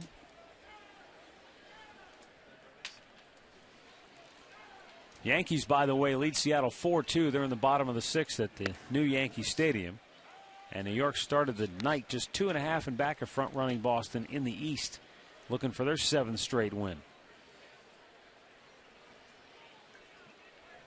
And even Toronto, with that win, snapped a 4-game losing streak, and they were only 7 out to start the day. Boston a 6-5 winner over Baltimore. There goes the runner, pitch outside, throw to second. And he is safe. Ramirez with steal number 12.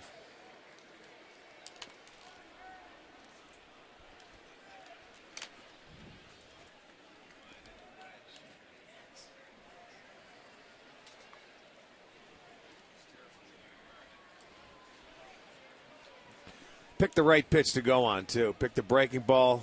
Victor had no chance to get up and throw it. So it'll go as a stolen base for Ramirez's 12th. Well, the White Sox started the night 0 for 3 with runners in scoring position. They're 4 for 4 since. Well, just wait till they get their secret weapon with 2 outs. That's when they've been doing the damage. And they have been running all series. They have been more aggressive as a team. I mean, haven't you noticed this whole series? They get a guy on, they take off, they get the lead, they keep applying the pressure. He's not sitting back and waiting for the 3-run homer like they did earlier in the year when we played them. Well, you've got guys like Pasetnik and Ramirez who can run. Well, those guys weren't even. Pasetnik never started till May. And then Ramirez was down in the number 9 hole. They had a bunch of kids up there that never hit leadoff before, and they were, mixing and matching until he finally found the combination he has, and the guy started playing well.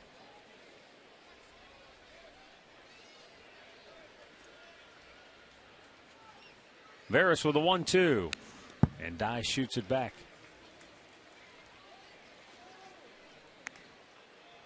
And what happens, their offense is going just as their pitching is going very well, too. So it's coinciding where everything's working.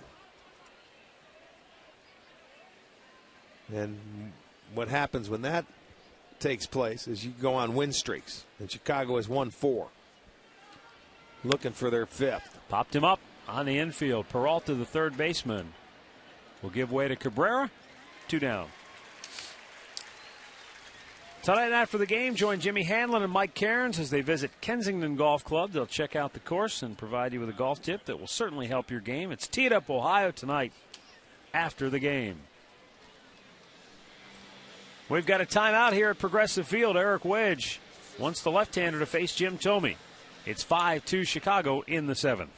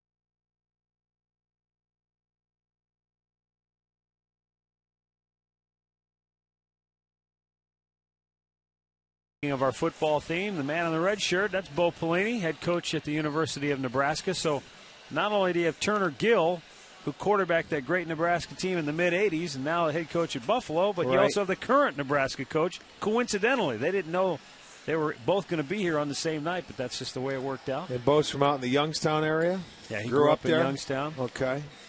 In fact, I think back, Rick, when Turner Gill took that last Nebraska team to the Orange Bowl, the one that was upset by Bernie Kosar and the Miami Hurricanes, and one of the best college football games I think I've ever seen.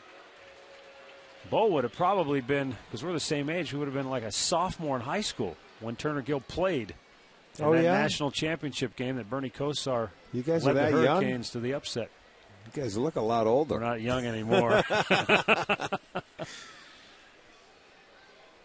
Well, where did we have Bo on? Was it Kansas City? Yeah. Yeah, because and it was last year, right? Yeah. Lincoln is not 3 hours away from 4. Okay. From KC. Well, he's got to be getting ready to get serious here shortly. I think he said 1st August they're ready to roll. 1 month in camp. to go. So yeah. He's back home in Youngstown and seeing family and friends and getting ready to, as all football coaches do, they burn out for a year. Get down in the bunker and get ready to go to work. Yes, indeed. They sure do. They don't see the light of day getting out of those rooms, do they? And their one-eyed assistant next to him humming.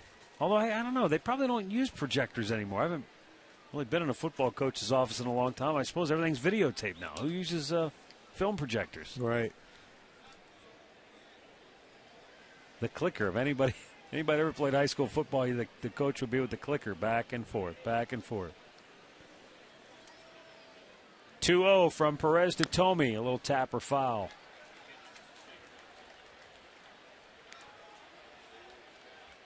And if it was a bad play that you made, it seemed like he kept going back and forth over and over. You were dying until he moved on to the next play. Indians shift 3 on the right side for Tomey, who has twice singled tonight, but he has been using the center and opposite part of the field. Really not in a pull mode at all so far. And you don't expect that to change against left-hander Rafael Perez.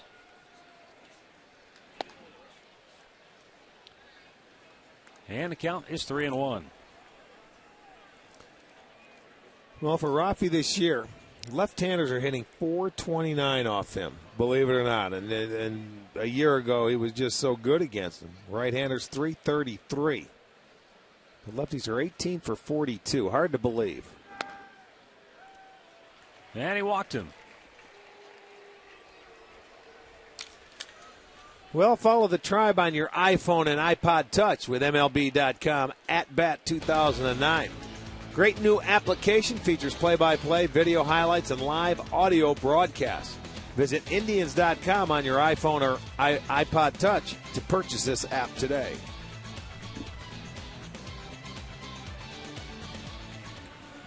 With that walk, Jim Tomey takes over sole possession of 12th place in baseball's all-time walks list, surpassing Stan the Man Musial with walk number 1,600. So congratulations to Jim Tomey on that milestone. We've got a timeout. Pitching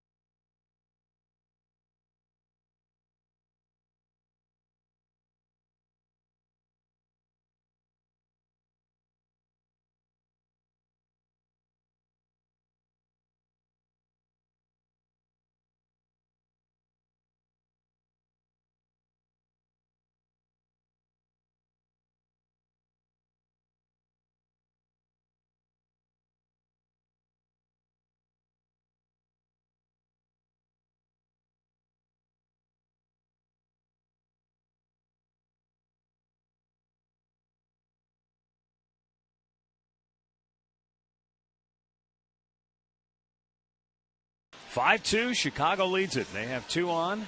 There are 2 out. And the next Indians pitcher into the fray, right-hander Joe Smith. Well, Smitty, the right-handed matchup guy, and this is why they got him. So he's coming on to face one tough right-handed hitter to try and get out of the 7th inning here with 2 out and 2 on. Paul Konerko. Smith coming on for the 18th time. He has walked 11 in his 16 innings, struck out 17, a lot of walks.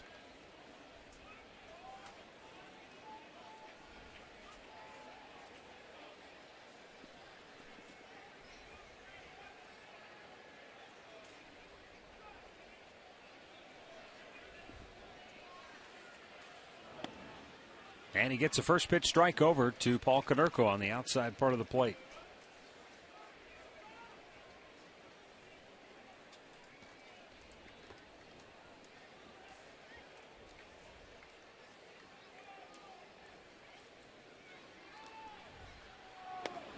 That time widened it out, and Konerko able to hold up.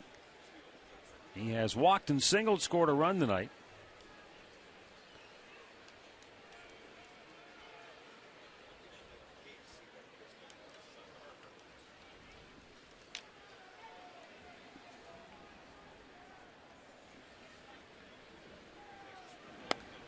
Same pitch, same result, 2-1.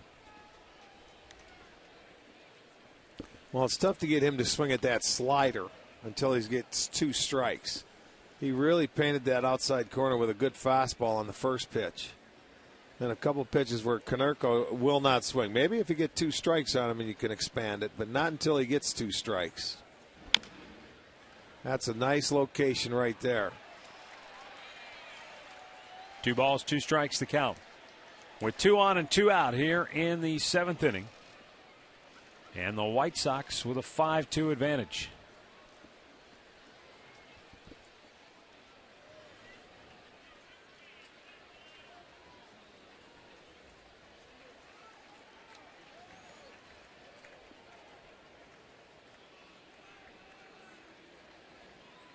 Smith, the set, and the 2-2.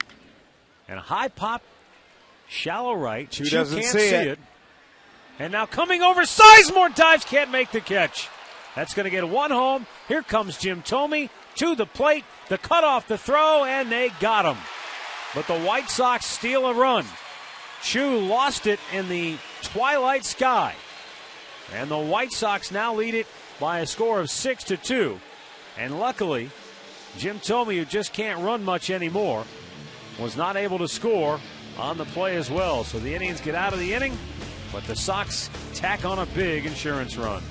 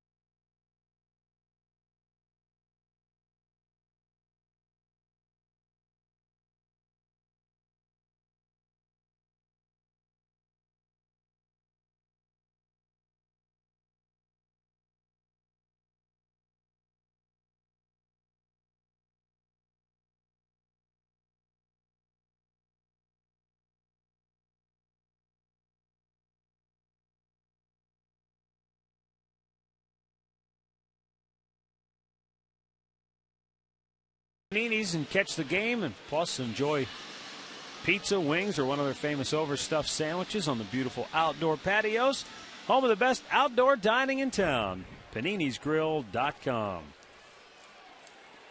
Bottom of the 7th here at Progressive Field. It's not the first time, and it won't be the last, that we've seen a player lose a pop fly in the twilight sky here in downtown Cleveland. You know, Grady made a nice effort to try and help him out. I could tell Chu was coming in. He couldn't see it. Ends up getting over his head. They did get the out at home plate because Jim Thome can't run anymore. Look at Chu. He doesn't see it. And by the time he picks it up, it's over his head. Grady did everything in his power. That's a helpless feeling. You know, Smith made his pitch, and then they get the out. That run will be charged to Veras. But there's just nothing you can do. You can't catch what you don't see.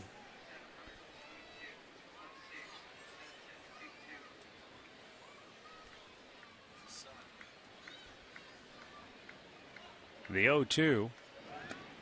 Down low. Again, it's not the first time we've seen that happen. What is it? It happened on about this the homestand. Twilight that makes it so difficult? I'm telling you, the ball blends right in with the sky. You just don't see it. Once it gets up above the seats and it gets into the sky, it blends right in. And believe me, it's a helpless feeling.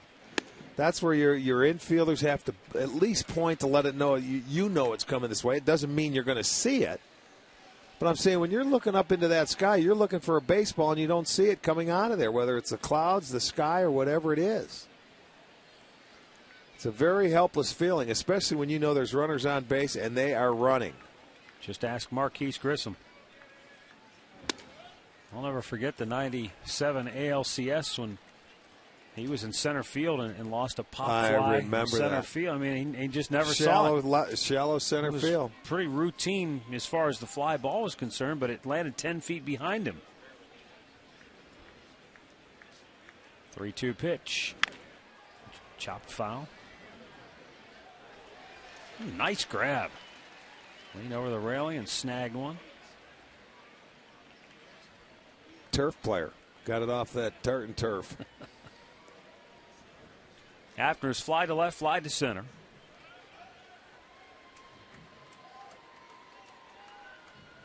'85th pitch of the night for Contreras, and it's strike 3 called. 8 strikeouts for the White Sox right-hander. One down here in the 7th.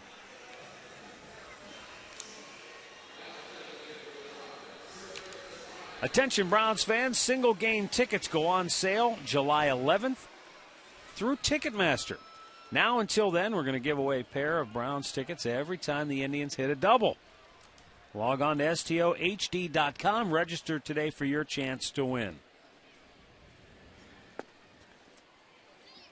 If we were giving away tickets every time the White Sox hit a double in this series, we'd be giving away all kinds of tickets. They have been a doubles hitting machine. We had back-to-back doubles for the Indians in the 6th inning, 3 in the game so far tonight. And Ryan Garco has a 1-out single into right field.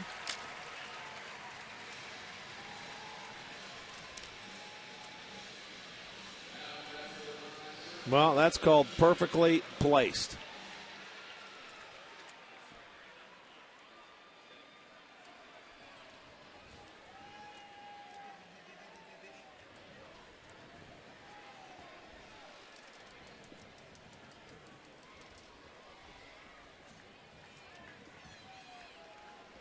Jamie Carroll 1 for 2 with a single and a run scored. Came back in the 3rd inning. For Contreras, the 8 strikeouts. Second time he's done that this year.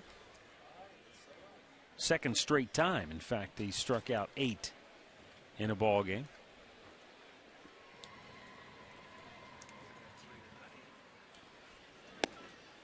Down low. 2 balls and no strikes.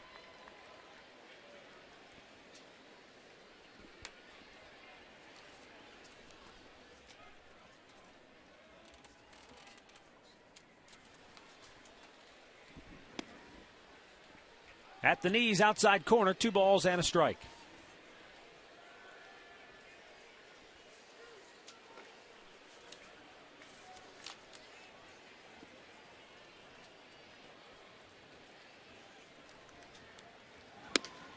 Tonight was another Fill the House for Charity event for the Cleveland Indians. Every Wednesday. The Leukemia and Lymphoma Society trying to benefit tonight.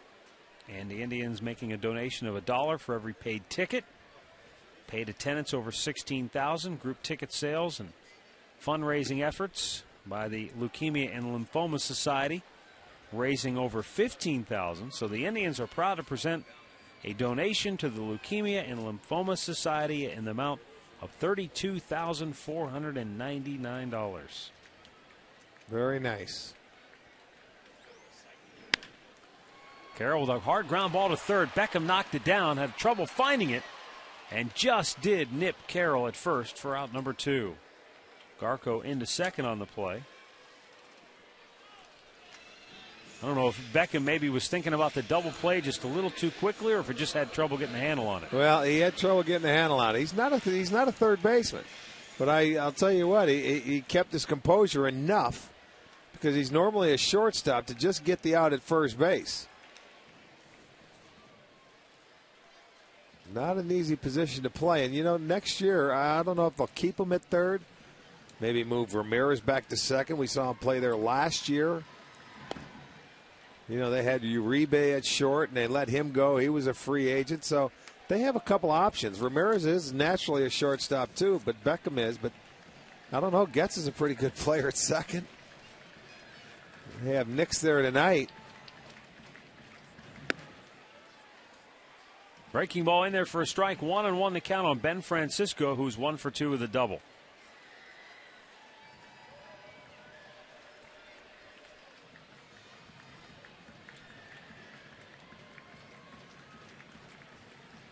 The 1-1. Chop foul. Maybe it's just me, Rick, but I don't know that we have seen a shortstop play Francisco, who is a dead pull hitter. But Ramirez has swung around about as far over as I remember seeing a shortstop all season. Hole. Yeah, he's playing in the hole. That's their scouting report. If Ben pulls that ball, he's going to pull it in the hole. And the first base hit he got, or the double, it was right over the bag at third base, right down the line. So he does pull a lot of balls on the ground. Pulls this one in the air. Deep left center. Posednik on the track, makes the catch, and avoids the center fielder Anderson for out number 3. Well, we've got 7 in the books. It's a 6-2 White Sox lead.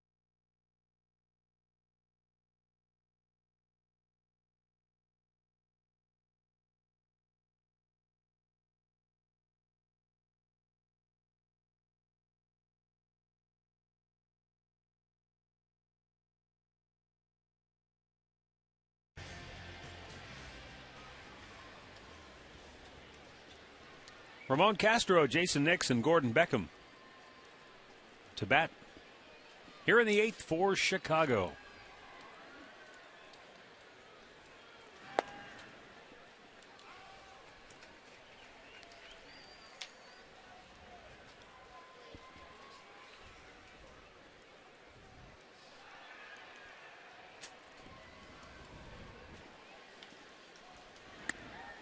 Pitch outside.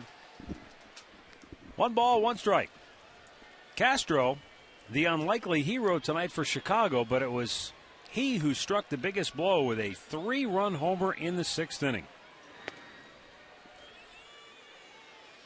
Well, he got a fastball out over the plate, stayed on it, hit it to right field. Just got it over the yellow line into the seats. And that started that big 6th inning. He hammers this one to left, but it's right at Francisco. 1 down.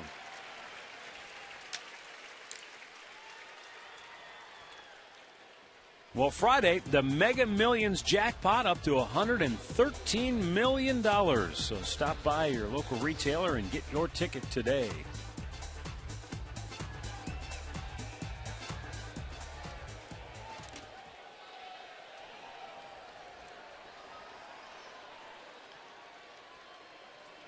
You know, I was just thinking. You'd like to have that $113 million? I was just thinking, if you were lucky enough to win that Mega Millions jackpot, you still couldn't afford CC Sabathia. Yeah, just after taxes? Yeah, I'm just thinking about the numbers. I mean, think about, he signed that monster contract.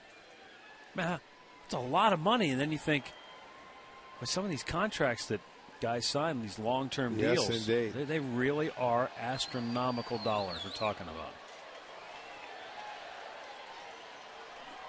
Well, we have no concept. The 0-1 pitch, swung on and missed.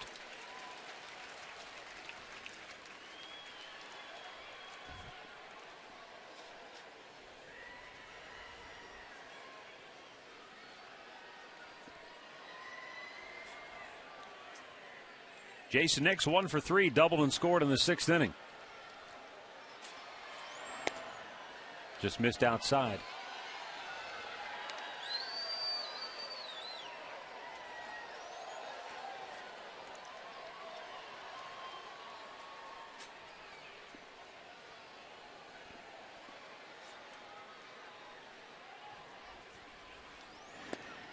He got him.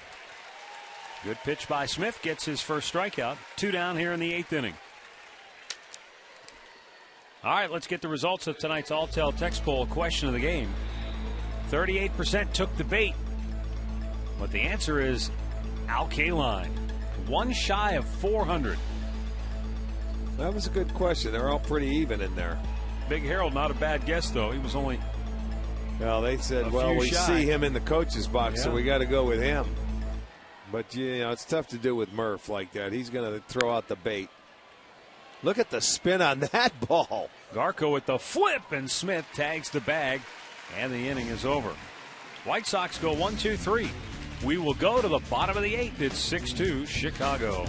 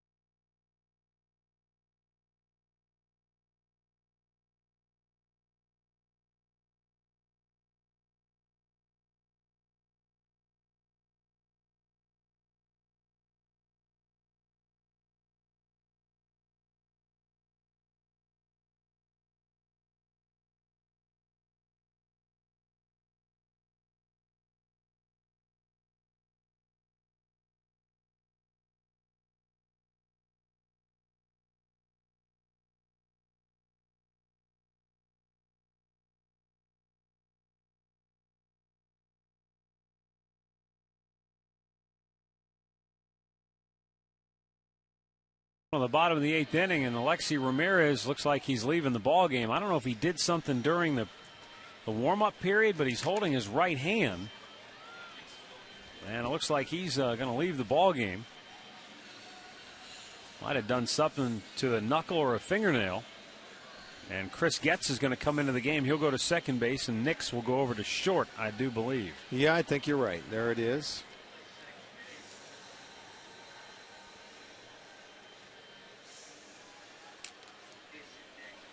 So we've got that change for Chicago. For the Indians, it will be the top of the order against Jose Contreras, who has gone 7 innings. He's allowed 2 runs on 5 hits.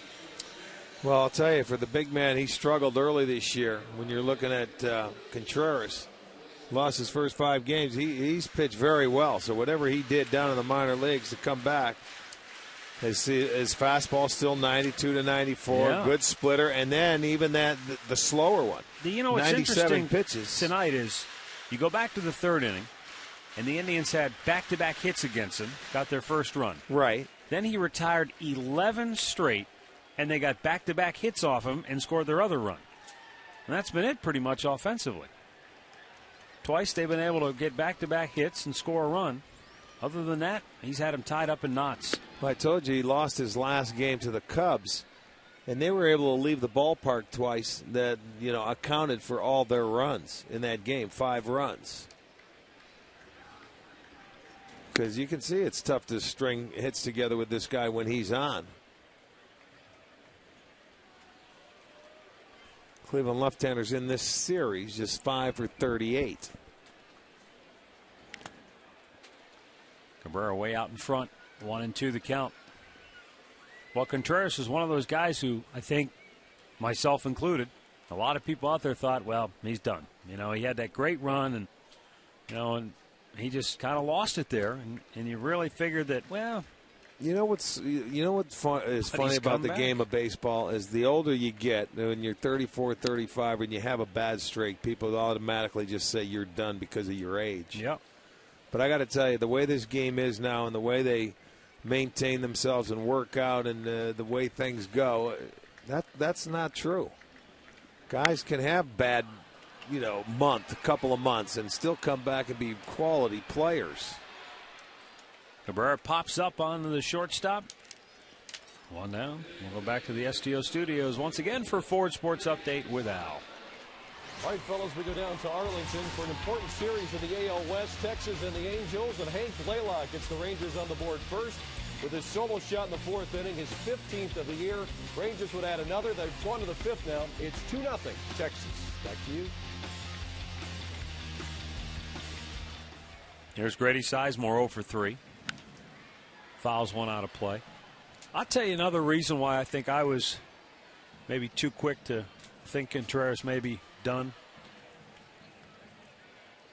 Several years ago, a number of players showed up to camp, and suddenly there were some errors reported on their birth certificates, and suddenly they were a couple years older than what they had originally. And there were rumors and talk about Contreras might be older than what originally was thought. And so I think a lot of that played into it. Well, maybe he's not. This guy may be close to 37, but he could be 42. Yeah. Who knows? Exactly. So you start to wonder, well, if he is, then maybe he's just kind of hit the wall. But again, he hit a bump in the road. But to his credit, he went to AAA last year. I don't know if you want to say he remade himself, but he certainly got it turned around, and he's pitching well right now. There's that good splitter. Again, it's almost like a forkball the way it just dies. Really chokes it off.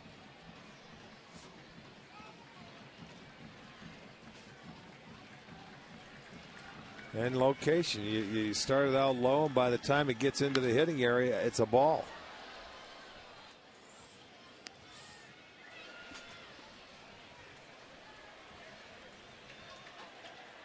Well, this guy is going to add a lot to this rotation if he comes out and continues to pitch like this.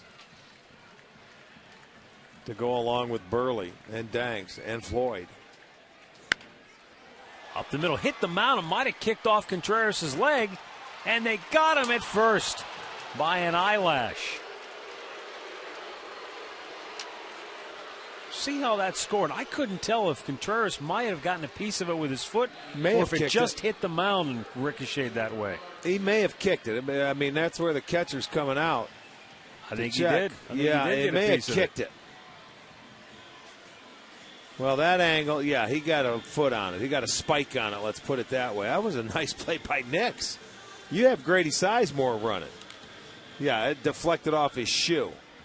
And a kick save to Nix, to Konerko, just to get Sizemore.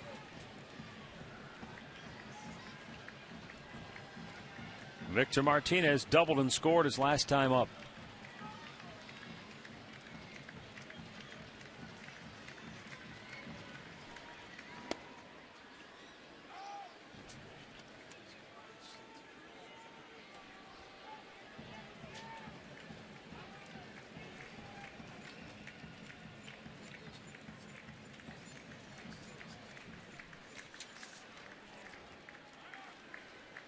You know, if you're Grady Sizemore,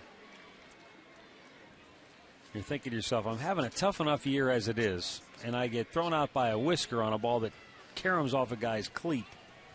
And he's now 0 for his last 13. Right at the second baseman Getz, who throws out Martinez, and the Indians go 1-2-3. We'll go to the ninth here in Cleveland, 6-2 Chicago.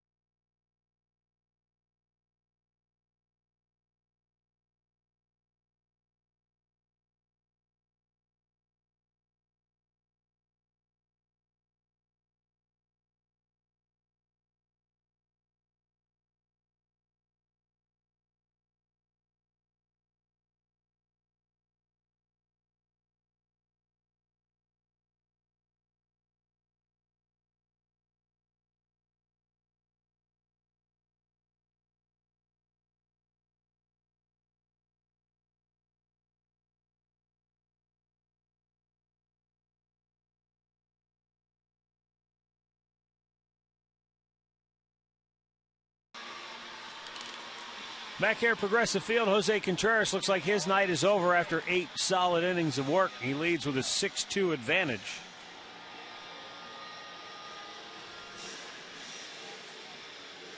Meanwhile, the Indians will turn to Kerry Wood, who comes on for the 31st time this year. Try to get him some work. Well, yeah, you figure there's an off day tomorrow, Matt, before the weekend series, and an off day Monday. He hasn't pitched in a while, so it's time to get him some work. Last time Wood appeared in a game was the 28th, so it was about 3-4 days ago.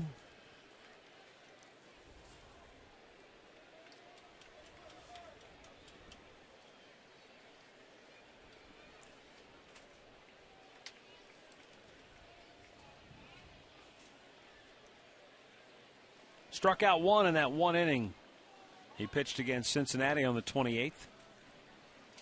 Brian Anderson, Scott Pasednik, and Alexi Ramirez. No, it'll be Getz, the scheduled hitters up.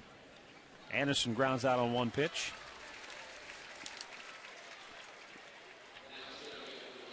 Well, you can experience a behind-the-scenes tour of Progressive Field. It's the tours, and I'll tell you, it really is a nice deal. If you've never been through it before, you get up to the press box, bullpen, dugout, batting cages. You get to see the visitors' clubhouse, Heritage Park. Group rates are available. Mr. John Desmond, who's in charge, does a nice job. Call 216-420-HITS if you're interested in his tour of Progressive Field. Scott Pasednik looks at a ball up high with Chris Getz on deck. Pasednik 1 hit in 4 trips tonight.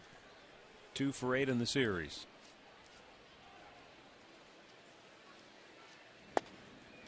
At the knees for a called strike. 1-1 to count.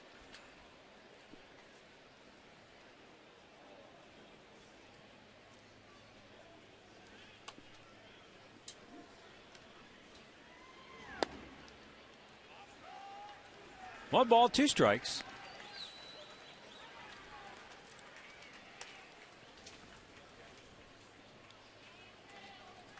Indians off tomorrow, and then the Oakland A's come to town for the holiday weekend. Big fireworks shows planned post-game Friday and Saturday. Extended fireworks shows. Great seats still available. Hope you can make your plans to join us for your 4th of July holiday weekend. If not, you can catch it right here on Sports Time Ohio.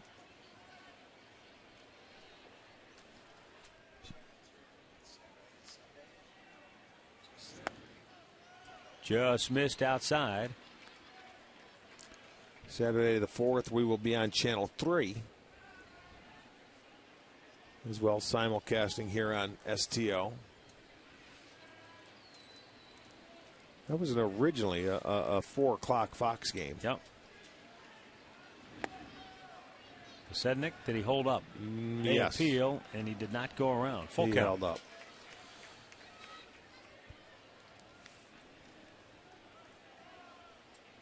The Indians have certainly had the bottom fall out from underneath them, but the Oakland A's were really the first team to struggle this year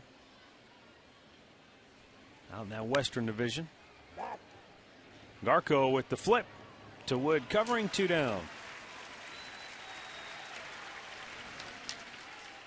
So apparently a matchup of 2 last place teams just did not appeal to the networks for the game of the Well, week. you know, Oakland, and they're talk there about them selling Halladay and every player or veteran that they have, because they're a team looking to build always for the future. Well, that was the whole story in Oakland when they signed. You know, when Matt Halladay originally went to Oakland, they were saying, well, he probably won't even last here. They'll dangle him out there as trade bait because he's a free agent at the end of the year. And, you know, they're not going to let him walk and just get a draft pick. You would think they would try and get something for him.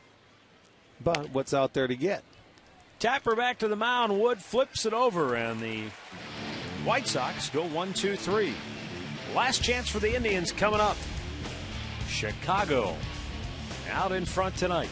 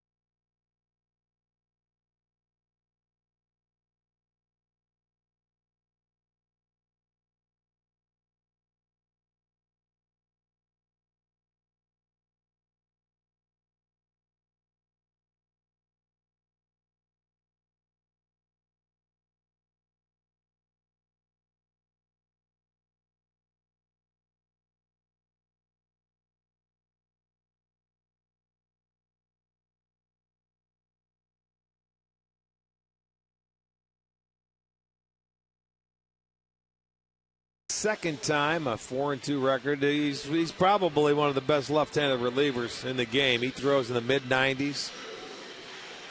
Does a good job against both left-handers and right-handers. As a matter of fact, in the first game of this series, he gave up a home run to Chu. That was only the 5th hit he has given up to a left-hander this year. Well, they're hitting 104 against him, 5 for 48. Chu was the one that hit the home run and stopped the Indians' 17-game scoreless string. Yeah, that's right. In game 1 of this series. Swing and a miss. You know, the interesting thing about Matt Thornton, he was a student teacher back in 1998, and he was just playing baseball on the side with Grand Valley State in Michigan.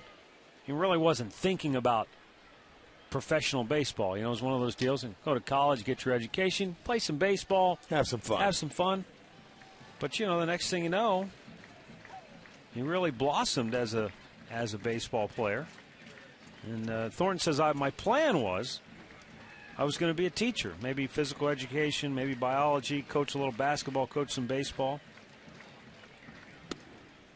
He's a pretty good basketball player and actually thought about maybe going to Europe and playing over there in basketball. But baseball was ended up being his ticket. Swing and a miss. He strikes out Shin-Soo Choo, 1 down here in the 9th.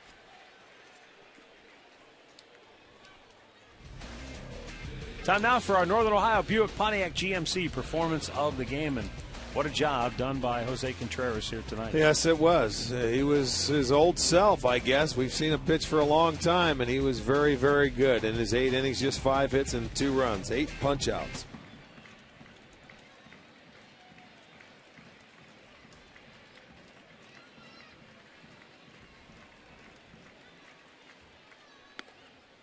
Now, funny thing about, because we just had the draft, and we talk about all the literally hundreds and thousands of players that are scouted and ultimately drafted.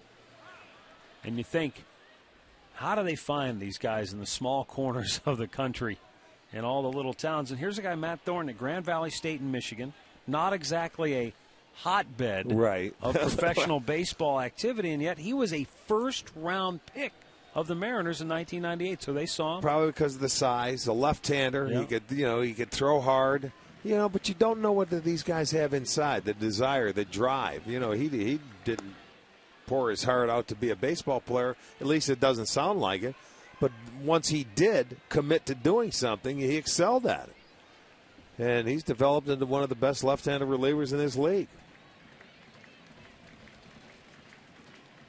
Well, I mean, that's a crapshoot, boy. When you're looking at guys and you want to take chances, and how many times do you see players that you draft with great tools, and they never even make it to the big leagues, let alone come up here and spend any length of time.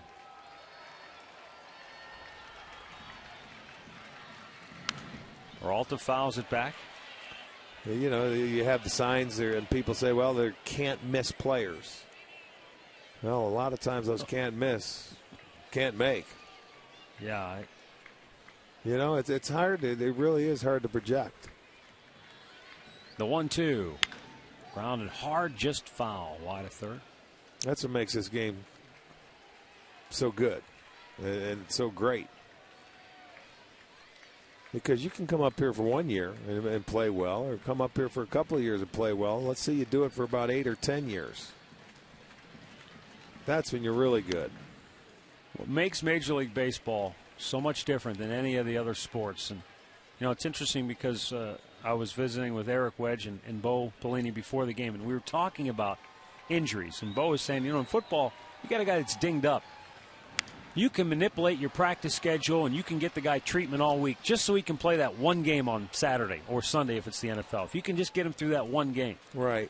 Baseball, it's every day. Yeah. There is no break. You can't hide a guy for a couple of days. Well, a break is 3 or 4 days, so you can play him in a week or two, and if you try and rush him back when he is hurt, you don't let him get his rest, and you're going to lose him for, an extended period of time and lose him to the disabled list.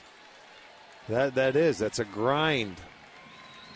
162, my friend. Now, granted, you're not talking about people crashing into each other like in football, but still, there's just no breaks in the baseball schedule. Pulled him off the bag with the throw, but he applies the tag, and Peralta is out number 2. That brings up Travis Hafner, 0 for 3 tonight.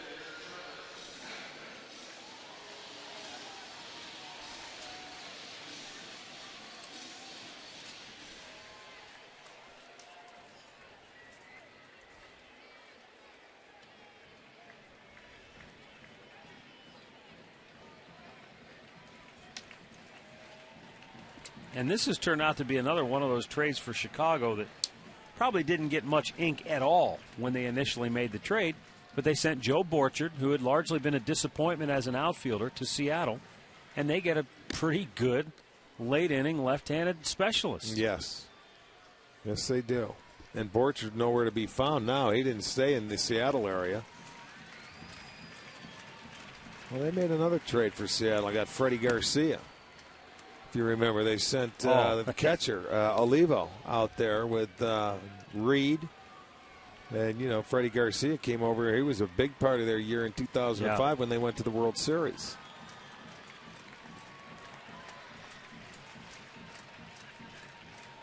The 2-0 pitch. Swung on and missed.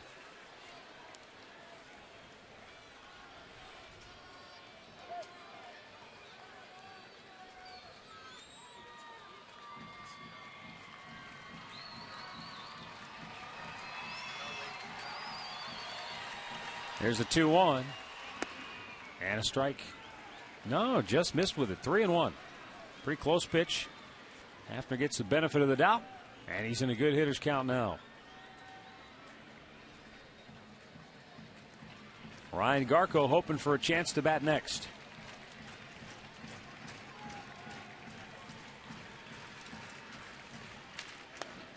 And he will. It's ball 4. 2 down with a runner at first. Garko 1 for 3 will be the batter. And let's see if Guillen decides to give Thornton one more shot to end the game. Garko, Carroll, Francisco, all right-handed hitters, due up.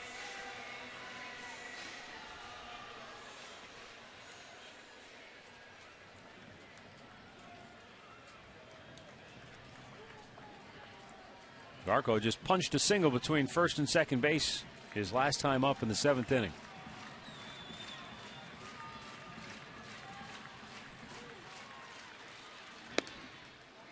The other night when Thornton gave up the home run to Chu, Dotel came in and gave up the home run to Garko. Right. The 2-run homer.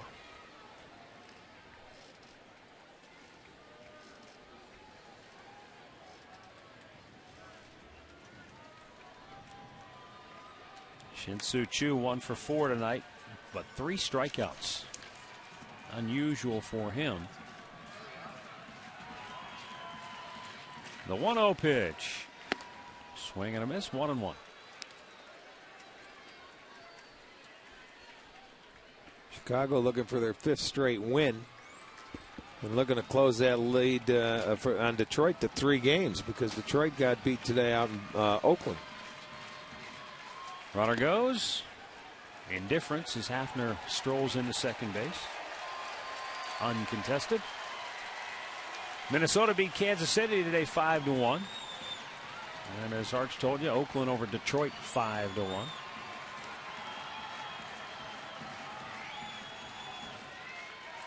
2-1 pitch. Foul, third base side. So things could get even more bunched up in this AL Central. Well, you'd have the 3 teams, Detroit, Chicago, Minnesota, within 3 games of each other. You look at the East, you have Boston, New York, Tampa, 4 games. I'm not counting what happened to them today. And then you got a pretty good race out in the West as well. Swing and a miss. Garko strikes out, and the game is over.